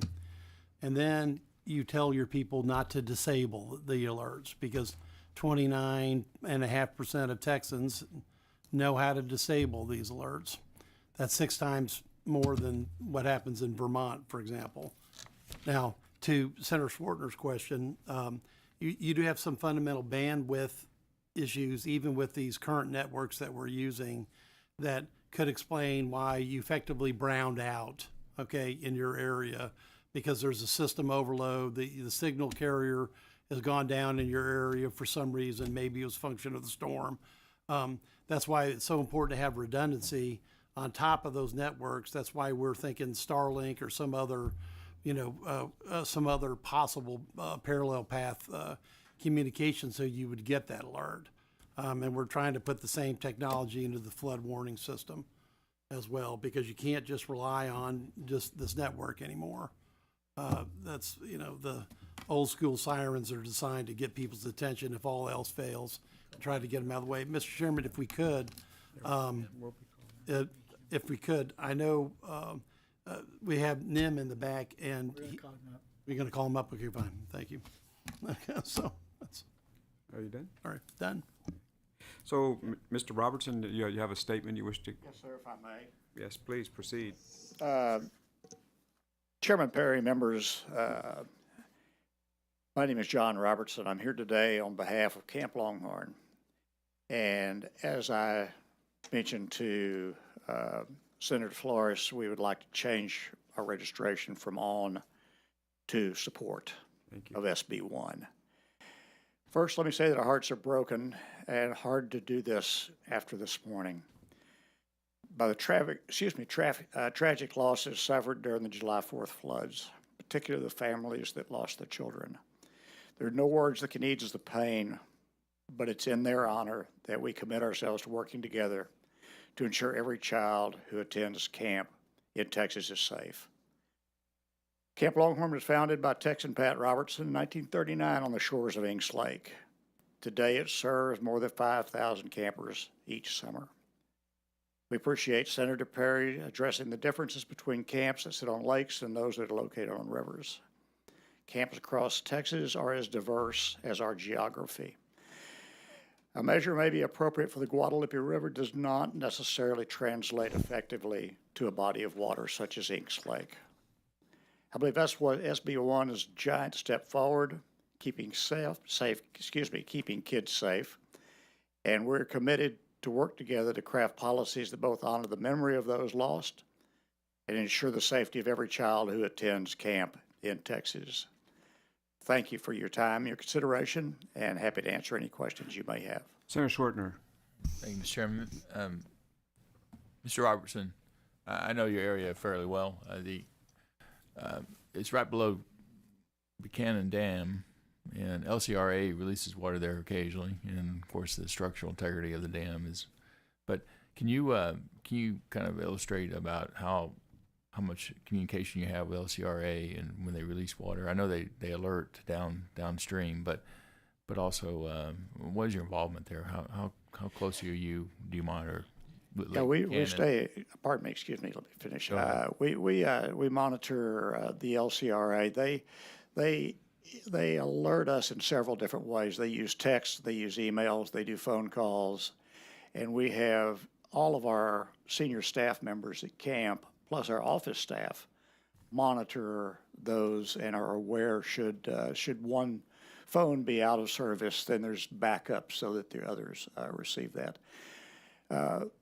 LCRA over the years has become extremely effective at predicting the amount of water that they're going to have coming into Buchanan, and therefore the amount of water that they're going to have to release through the floodgates.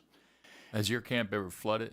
Oh, yes, sir. From a release? Yes, sir. From a release, yeah. Yeah, we've experienced this many times over the years. It's pretty much, it's flat. I hate to say a part of camp, but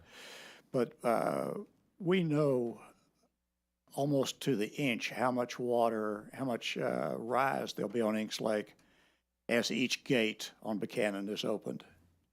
And then they alert us not only that they're going to have gate operations, but then they'll alert us as they open additional floodgates, and they alert us as they're going to begin to close those floodgates.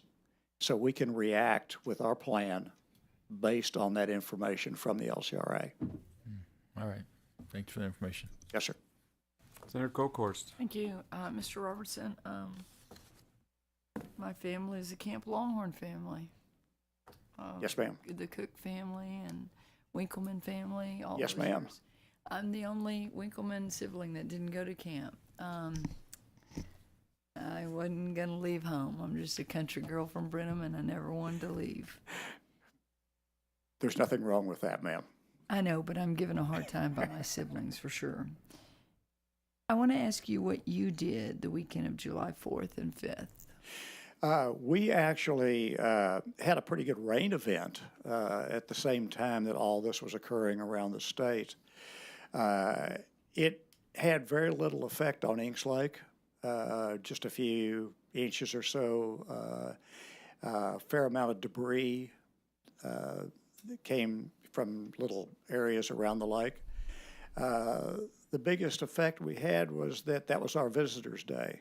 That weekend of July 4th. So we had to do a drive-through Visitors' Day as everything was so soggy that we couldn't park cars. Other than that, camp went along as it would normally do so. When Buchanan did finally open, they did, what were your, what are your procedures? Okay, thank you. But by the time the water reached the height of Buchanan Dam is, I believe, the 7th. As soon as we received notice from the LCRA that they were going to begin gate operations with one gate and subsequently up to 4, we have several cabins that are low-lying, fairly close to the water. We moved all of the campers from those cabins. We moved them up into permanent structures up on high ground, and that gave us time for them to pack overnight bags and move up to that area. Other than that, we restricted, of course, all lake activities because of the high water. And other than that, we proceeded pretty much camp as normal. Pat was whom to you? Your dad? Tex and Pat, my mom and dad. Yeah. That's right, Tex. So y'all have had this camp for how long? The first year was 1939. I personally have been involved as a camper and a counselor for 75 plus years. A couple of years overseas with the Marine Corps, but other than that, I was there the whole time. So, Mr. Robertson, you were here for this morning's testimony. And, yes, ma'am. As a family camp operator since 1939, what have you learned from what happened at Mystic, which is one of y'all's sister camps across the way, but a girls' camp that, you know, you've known forever? You know, first off, I repeat my earlier statement that words can't express what it feels like. You know, being a dad and a granddad, I can't imagine, but I certainly understand. Every time an event, whether it's serious as this one or minor, which occur at camps over the years, we look at everything we do in the light of that event and say, what can we do better? What if that were to happen here? What might we think about before that happens at Camp Longhorn? So this doesn't happen just while camp's going on or when they open the gates on Buchanan. It happens, you know, as Scott said, it happens year-round. We think, we love, and we live camp day in, day out, all of our lives. So our heightened standards here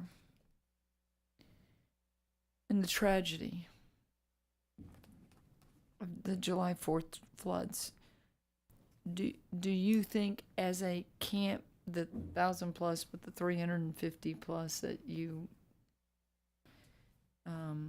oversee, do you think everyone understands the serious nature of complacency?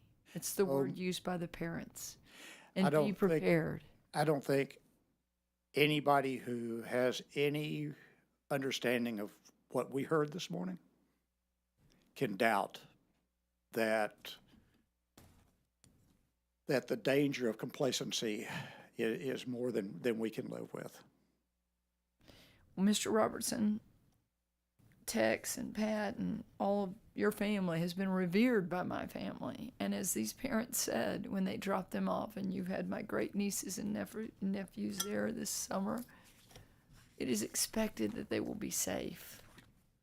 I beg you to take that message to the other camp operators, because you are respected, because you have been in this business since 1939. Make them sit up in their seats and say, this is a minimum that you should do, SB1. I think Be better. The provisions that that this committee, that this has put into SB1,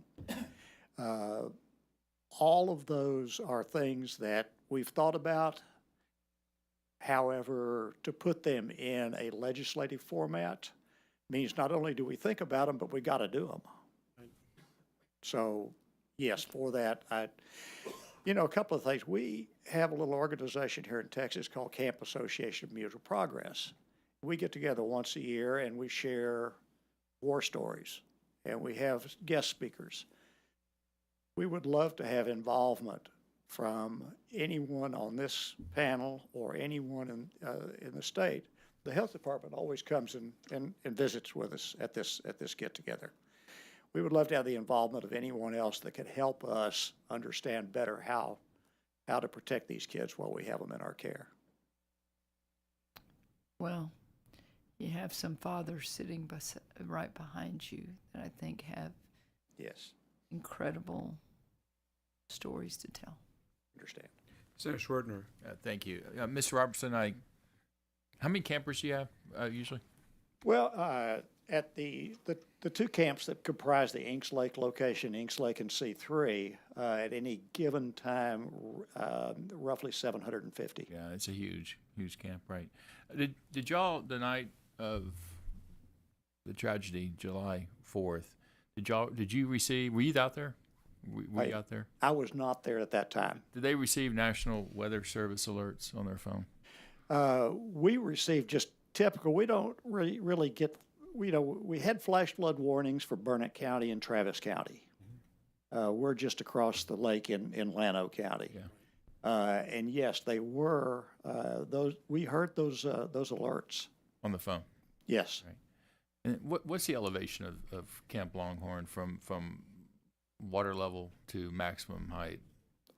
From the water level to the highest point of Camp Longhorn would be Church Mountain, which would be 890, is the lake level at about another 900 to 1,000 feet. So it's quite high. I didn't realize you had that much elevation. My niece was actually at your camp during that time. My sister and brother-in-law went and got her the next day, actually. No offense to you. That was fourth term. Yeah, there was probably a lot of those families that were excited to come get their kids that day. But on your association or group that meets, certainly emergency management coordinators would be a good group to Absolutely. invite and give discussion and input from a expertise standpoint. Thank you. Senator Menendez. Very quick question, Mr. Fineski. You testified that your security guard didn't get a warning, wasn't aware, didn't alert anybody, correct? Correct. Your security guard overnight, are they stationed indoors or outdoors? They're stationed outdoors. Outdoors. So they roam the grounds. Most of the time, they are concerned with outsiders coming in. Sure. And that's what they're roaming the gates and things like that. And so that's why, when there are, any warnings or anything like that we discuss that with them at that point. So, real quick. So, moving forward, when the sirens get installed, if your security guard hears, it doesn't matter if someone doesn't get something on their phone, because then the security guard can come knock on your door and awaken you and say the sirens are going off. And Exactly. And and we've got communications through cell phones, and they have a walkie-talkie that I sleep with right next to my bed, and so they can communicate that way as well. Thank you, Mr. Chairman. Senator Perry. Two things real quick, and I think we're highlighting some common sense stuff, but I want to go on. I noticed there's been a talk that sirens should be integrated with weather warning systems, et cetera. I would beg to differ. These are going to be so proprietary to a region and to a camp that it's incumbent upon the camp owners to probably could be integrated, but to what we've already heard, sometimes the electronics aren't working, or I get a 15 county flash flood warning which has no relevance to me. So at a minimum, an override, but it will be the camp operations that will sound the alarm, the PA, or whatever system. Secondly, is it uniform that every camp has security for all of the other disasters, bad people trying to get on? Is that something you took on yourself? Because that was a question that came up with multiple conversations I've had, my night watchman, and obviously what we're looking for there is people coming in to camp unauthorized access. Is that something that's universal, or is that something each camp decides on its own? As far as I know, there is no rule for universal requirement, but there are a lot of camps that do that. Let me just ask it this way. The geography of these are camps with young kids, girls a lot of times being on camps, and I understand security. I think y'all have a gated kind of We have a gated to be truthful, it's not a fence that's hard to scale. Maybe right. not. I guess my point is cameras with some person there watching activity off of cameras is probably not a bad idea. I know that people don't like that, but in the world we live in, I think that's just another one level of problems that we need to at least try to address. So I didn't know if it was required or not. I know you said you had a watchman. It's not required. We do. Our security, they roam. They're not stationed in one location. We do have cameras at the gates, and so do you have cameras along the fence or cameras around the cabin areas? We do not have any cameras inside of the actual campgrounds because we don't have that. But we do have it along the perimeter, at the gates, at the fence line. I think in a meeting with you and folks that it was mentioned that cameras are pretty cheap and night cameras are really cheap. Yep. And for like $15 a month, you can have a monitored system. Exactly. So something that we may think about between now and Thursday for sure. Thank you. Thank you. Members, any more questions? Thank you all very much for your testimony. Thank you all for being here. Thank you. At this time, I'd like to... So she didn't actually do their PowerPoint. He kind of talked to us. We don't know. Mr. Buick, we didn't ask you to do your PowerPoint presentation. We don't I think consensus is we're good. We're good. If you're good. Of course. All right, you Good. actually, what we, in these kind of formats, we kind of like to just go straight to the issue and not give it the fluff of just preparation for sake of preparation. But if you had something important in your PowerPoint you wanted to let us know, we're more than willing to have that. I appreciate that, Chairman Perry. I think we covered. Thank you, sir. Appreciate it. We thank you for that. Thank you all for being here. At this time, I'd like to call up as a resource witness Chief Nim Kidd.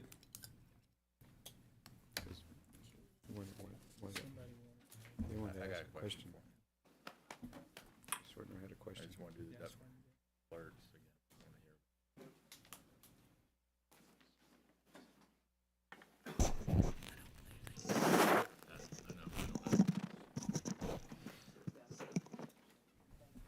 Chief, how are you? Good, sir. Thank you. You know the drill, your name and who you represent? Yes, sir. Nim Kidd, Chief of the Texas Division of Emergency Management. Senator Schwartner. Thank you, Mr. Chairman. Chief Kidd, tell us again about National Weather Service alerts and how many phones don't get alerts percentage-wise, and do we have any data relative to, did they get them in the Hill Country the night of July 3rd/4th? So, thank you, Senator. So, we'll talk a little bit about the way the National Weather Service NOAA weather radios work. They're a VHF-based radio. There's about 7 different channels that broadcast from the National Weather Service offices. You may remember we have 13 National Weather Service offices in the state of Texas, in addition to 3 river forecast centers and the Southern Region home up in the Metroplex. Each meteorologist in charge and warning meteorologist from the National Weather Service local office has the capability to activate the National Weather Service NOAA weather radios. There is a system that patches that alert together to cell phone providers.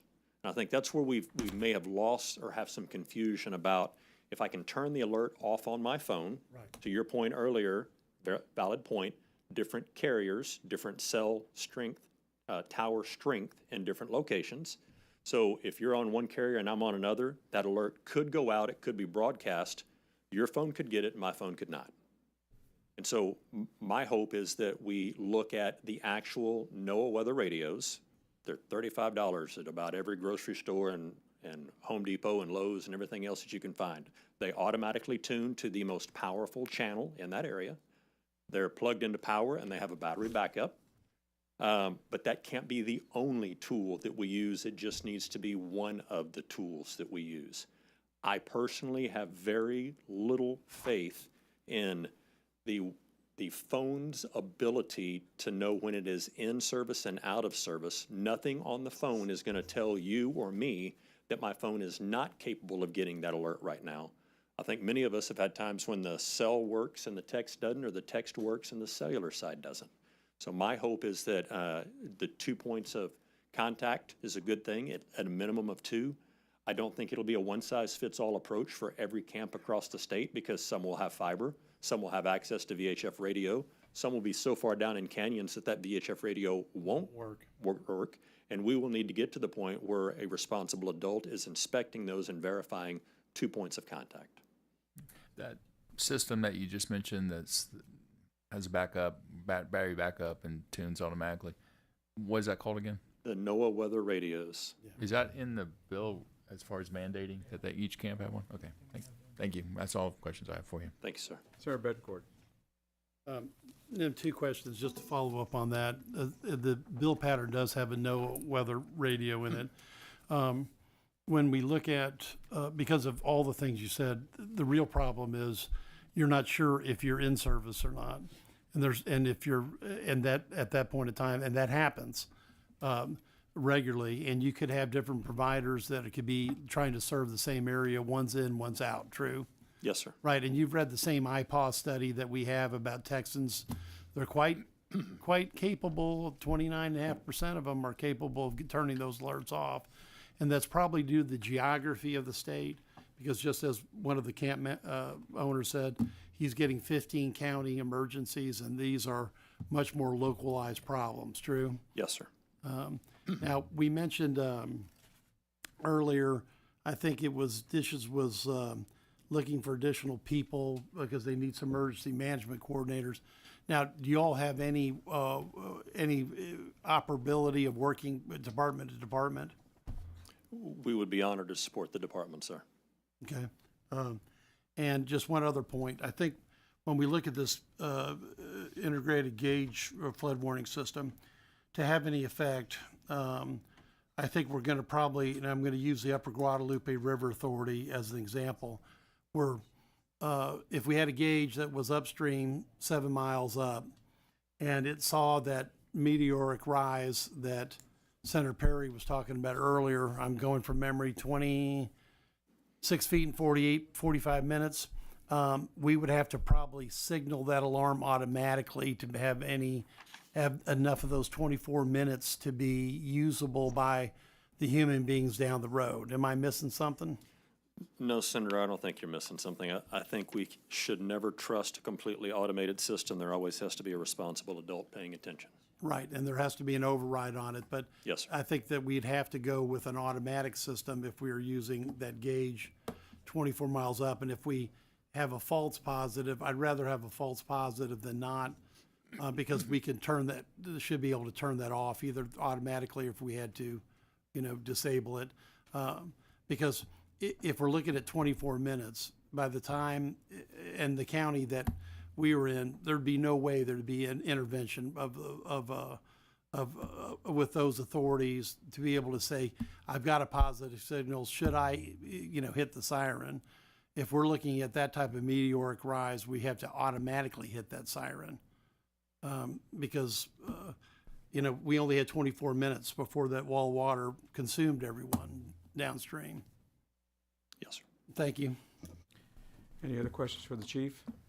Any other Thank you. questions? Thank you, chief. For being here. I know you've been standing up, but I guess that was your choice. Yes, sir. All right. Out of honor and respect, and it's been mentioned many times, and Governor Abbott has been very, very clear, crystal clear with me. We are not stopping the search for SEAL. Thank you. Do that one more time. Say that again. Governor Abbott has been crystal clear with me. We are not stopping the search for SEAL Stewart. That gives me confidence. We are not. That we're going to do everything we can. Senator, we have used every human and animal technology that we are aware of and researching more every day. Okay. I know if it can happen, it will happen with Yes, sir. people like you doing it. Yes, sir. Thank you. Thank you very much for that, chief. With that, members, that concludes our invited testimony. And public testimony is now open for Senate Bill 1. As your name is called, please come forward. So the chair. So your testimony will be 2 minutes. And when you come up, say your name, who you represent, your position on the bill.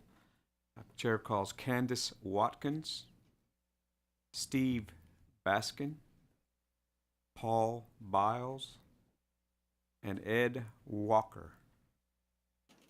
Candace Watkins, Steve Baskin, Paul Biles, and Ed Walker.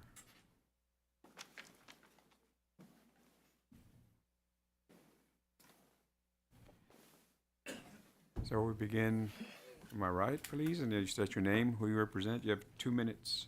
Yes, sir. Thank you First for of all, being here. thank you all.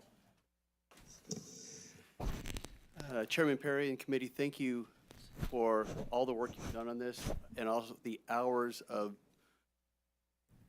empathy and commitment you've shown on all this. My name is Steve Baskin. I'm owner emeritus at Camp Champions. I'm also the current chair of the American Camp Association. And we're here, I wanted to say, we have full-throated support for SB 1. And I just know that when my wife and I became camp professionals, we realized not only we have a chance to impact kids, but we had a brutal burden to look after them. It's one that I wear, but my wife wears so much that there are times she wonders why we do this. I want to thank all the people who testified. They have refocused and remotivated my desire to do everything. You don't know you're complacent, right? Almost by definition. I would like to think we're not. I've been called hard, but we're going to do everything we can. And also, I want to commit at the national level. I want the American Camp Association is going to learn from this and bring lessons that beyond the state of Texas to camps around the nation. Thank you. So, Mr. Baskin, for the record, you're showing is on. You're saying you want to change that to 4? 100% for. Thank you. So noted. Please proceed. Good afternoon, Chairman Perry. Put the mic, could you put the mic towards you? There you go. Good afternoon, Chairman Perry and members of the committee. Thank you for the chance to speak.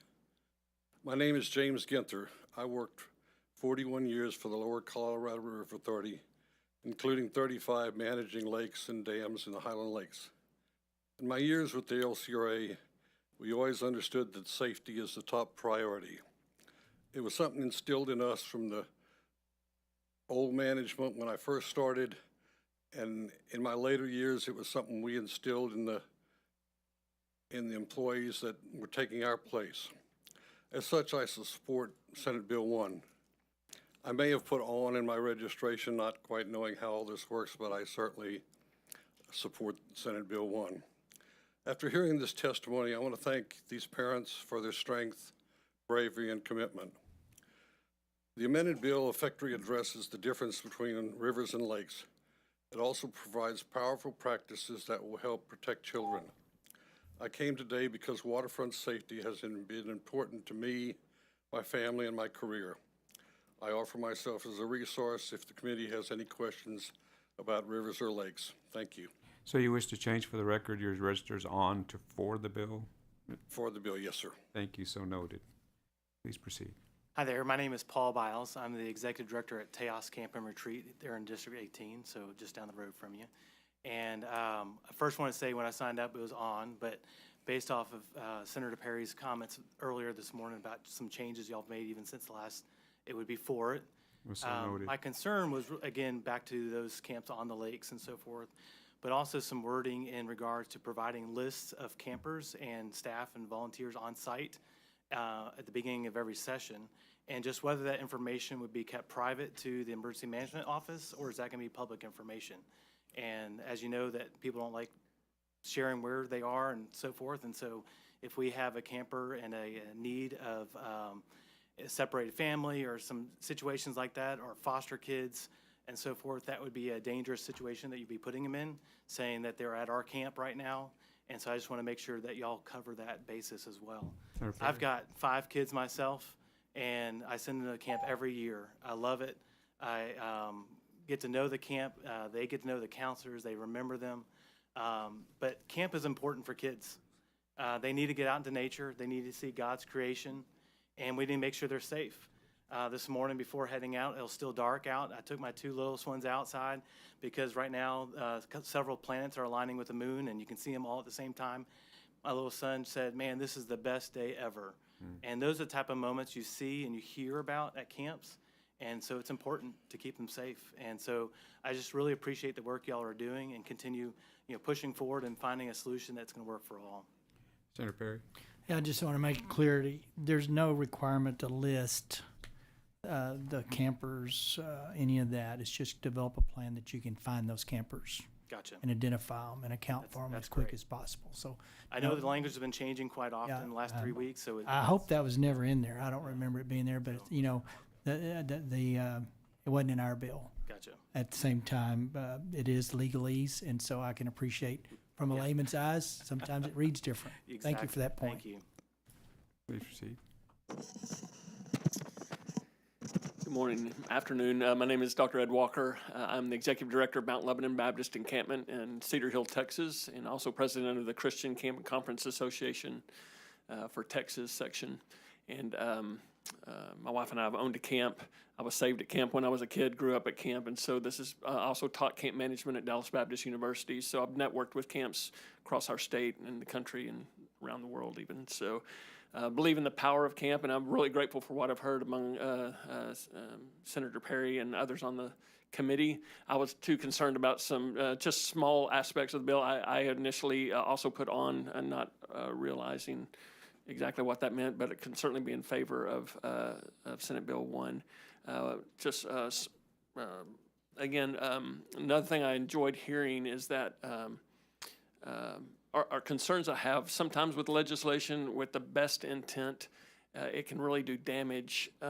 Some of that because of inspectors who may not understand camp or who may mostly be in food service and are then expected to understand why camps operate. And I want to make sure the bill would focus on that. Also, there have been waivers in the past. For example, about 20 years ago, the legislature passed child protection training that we go through to make sure children are safe when they come to camps. And every adult volunteer from churches goes through that. They pass tests, they give us that information. And yet the next year after that was implemented, colleges were exempt from that. And so you can send your 10-year-old to a college campus. They can stay in a dorm room.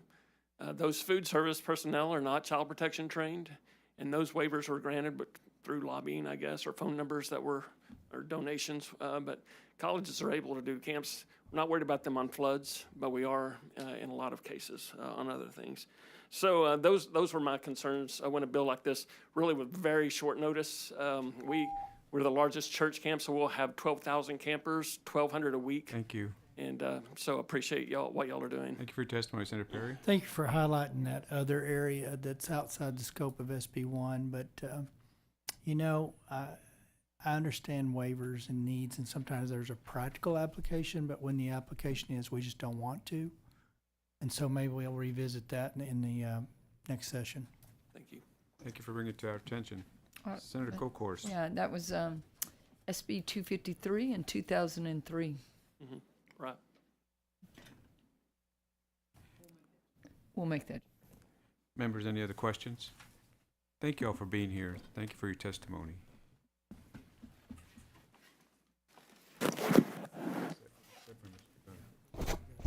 Just three.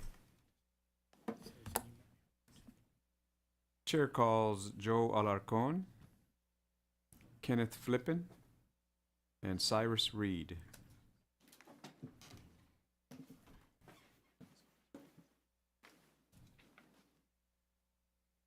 He changed to 4.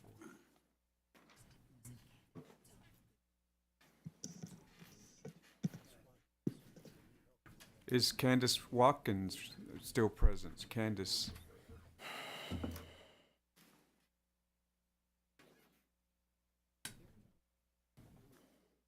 We'll begin on my right.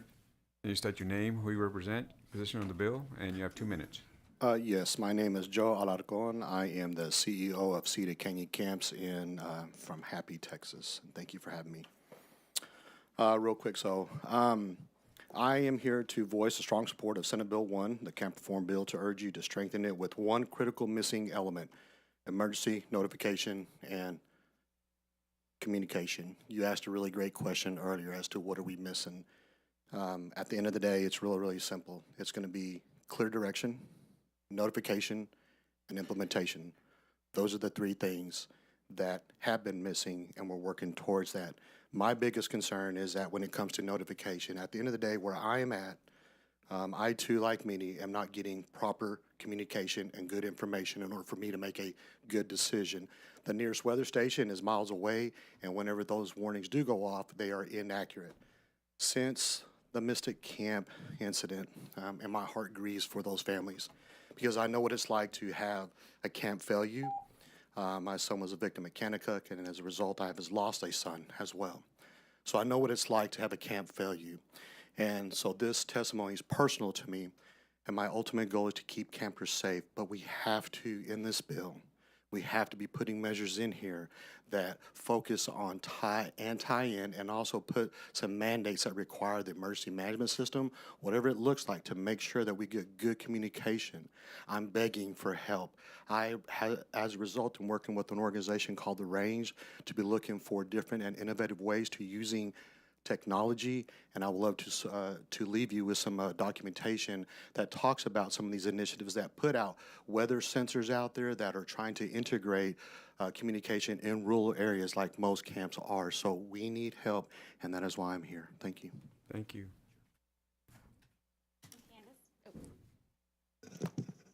Hi, I'm Candace Watkins. Mr. Chair, thank you, and committee, thank you so much.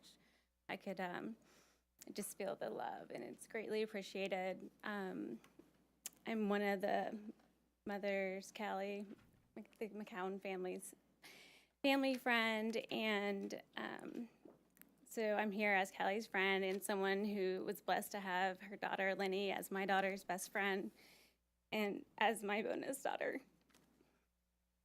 In our home, Lenny wasn't just Blakely's best friend. She was our family. She was our giggle buddy, our joy. Losing her has left a hole in our hearts that will never be filled. Lenny left a lasting mark on my daughter Blakely's life. Every day I see how much she misses her. She asks me like the hardest questions at night before bed. And then, yes, actually this morning, she mentioned that yesterday, her first day of school, at lunchtime, she waited by the door for Lenny to come out to give her a hug, and she wasn't there. The last day they spent together, they were being so silly. They were pretending they were little chefs and just giggling and asking what my order was. And I took pictures and sent them to Kelly saying, I'm saving these for their high school graduation slideshow. I never imagined they wouldn't make it to high school together. For me, I carry the heartbreak of losing Lenny, who I loved like my own. And for Callie, Michael, Bates, and George, and the whole entire family, it is the unbearable pain and heartbreak of living without her. Blakely also lost 2 other friends that day, a reminder that so many families are grieving the same tragedy. The ripple effect of this loss reaches far and wide. It has changed lives forever. This wasn't just a flood.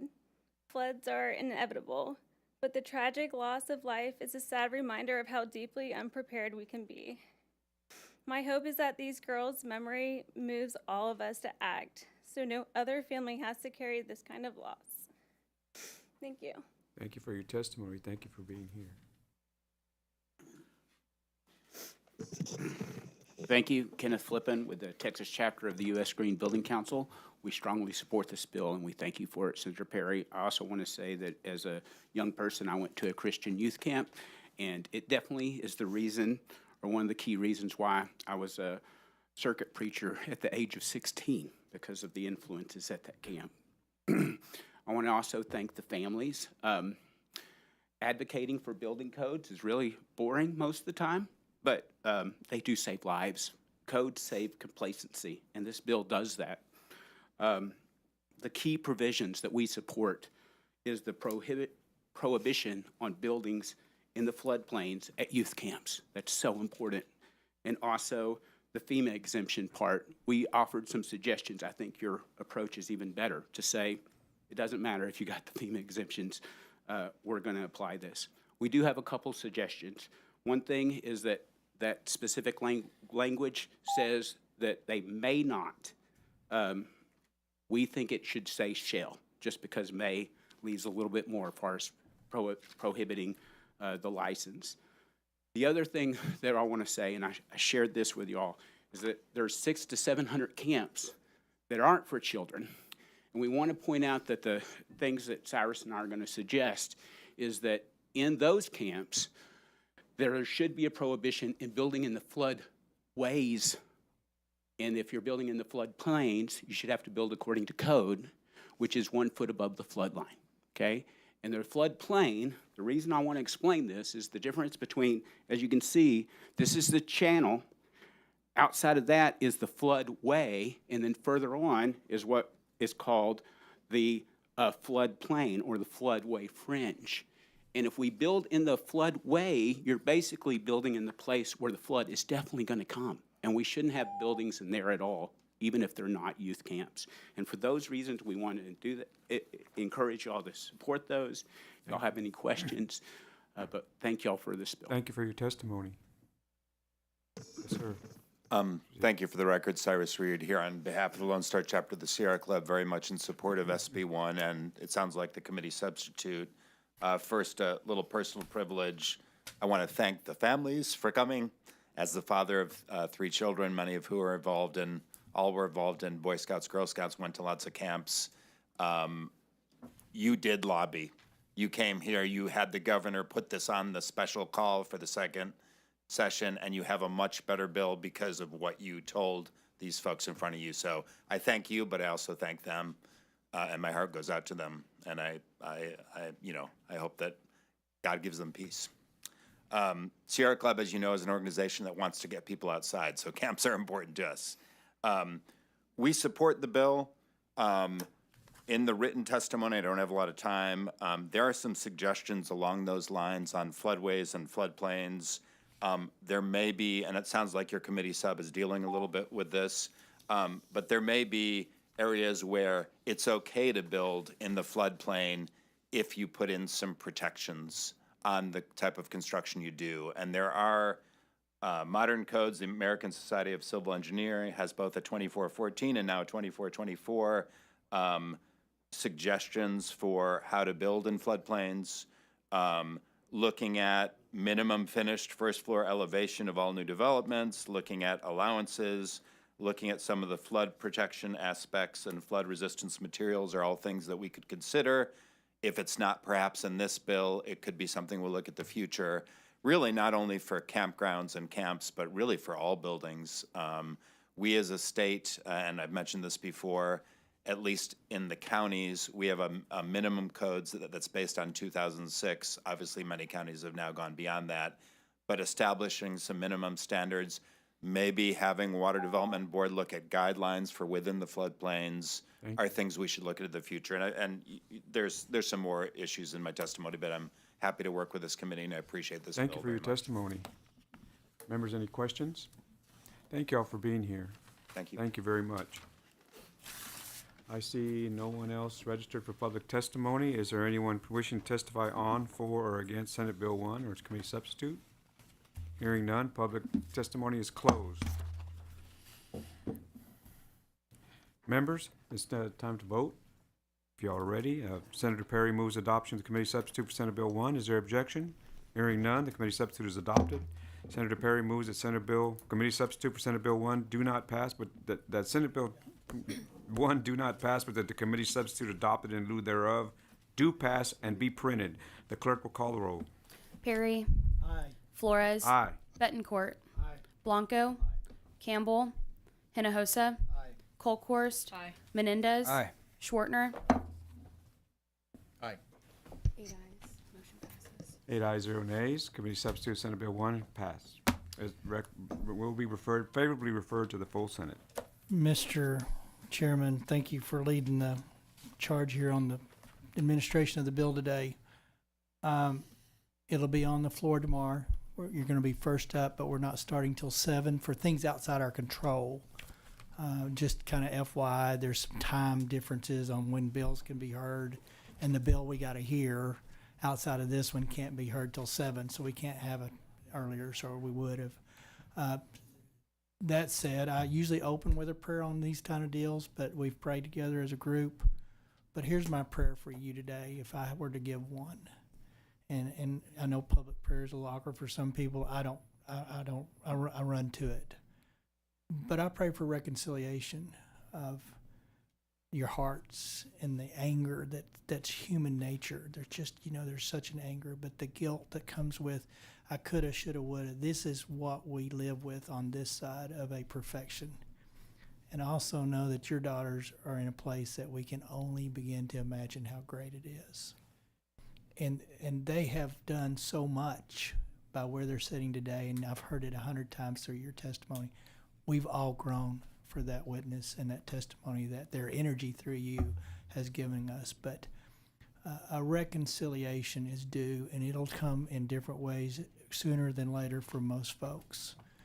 But it's natural to go through grief in that process. So don't run from it, run to it. And when I got nothing left, and it shouldn't be this way, I always turn to the guy that created me, because he promises a better day. So with that in mind, I hope you can leave with comfort and confidence that your goal of doing something that's permanently going to help people going forward has been met, has been achieved.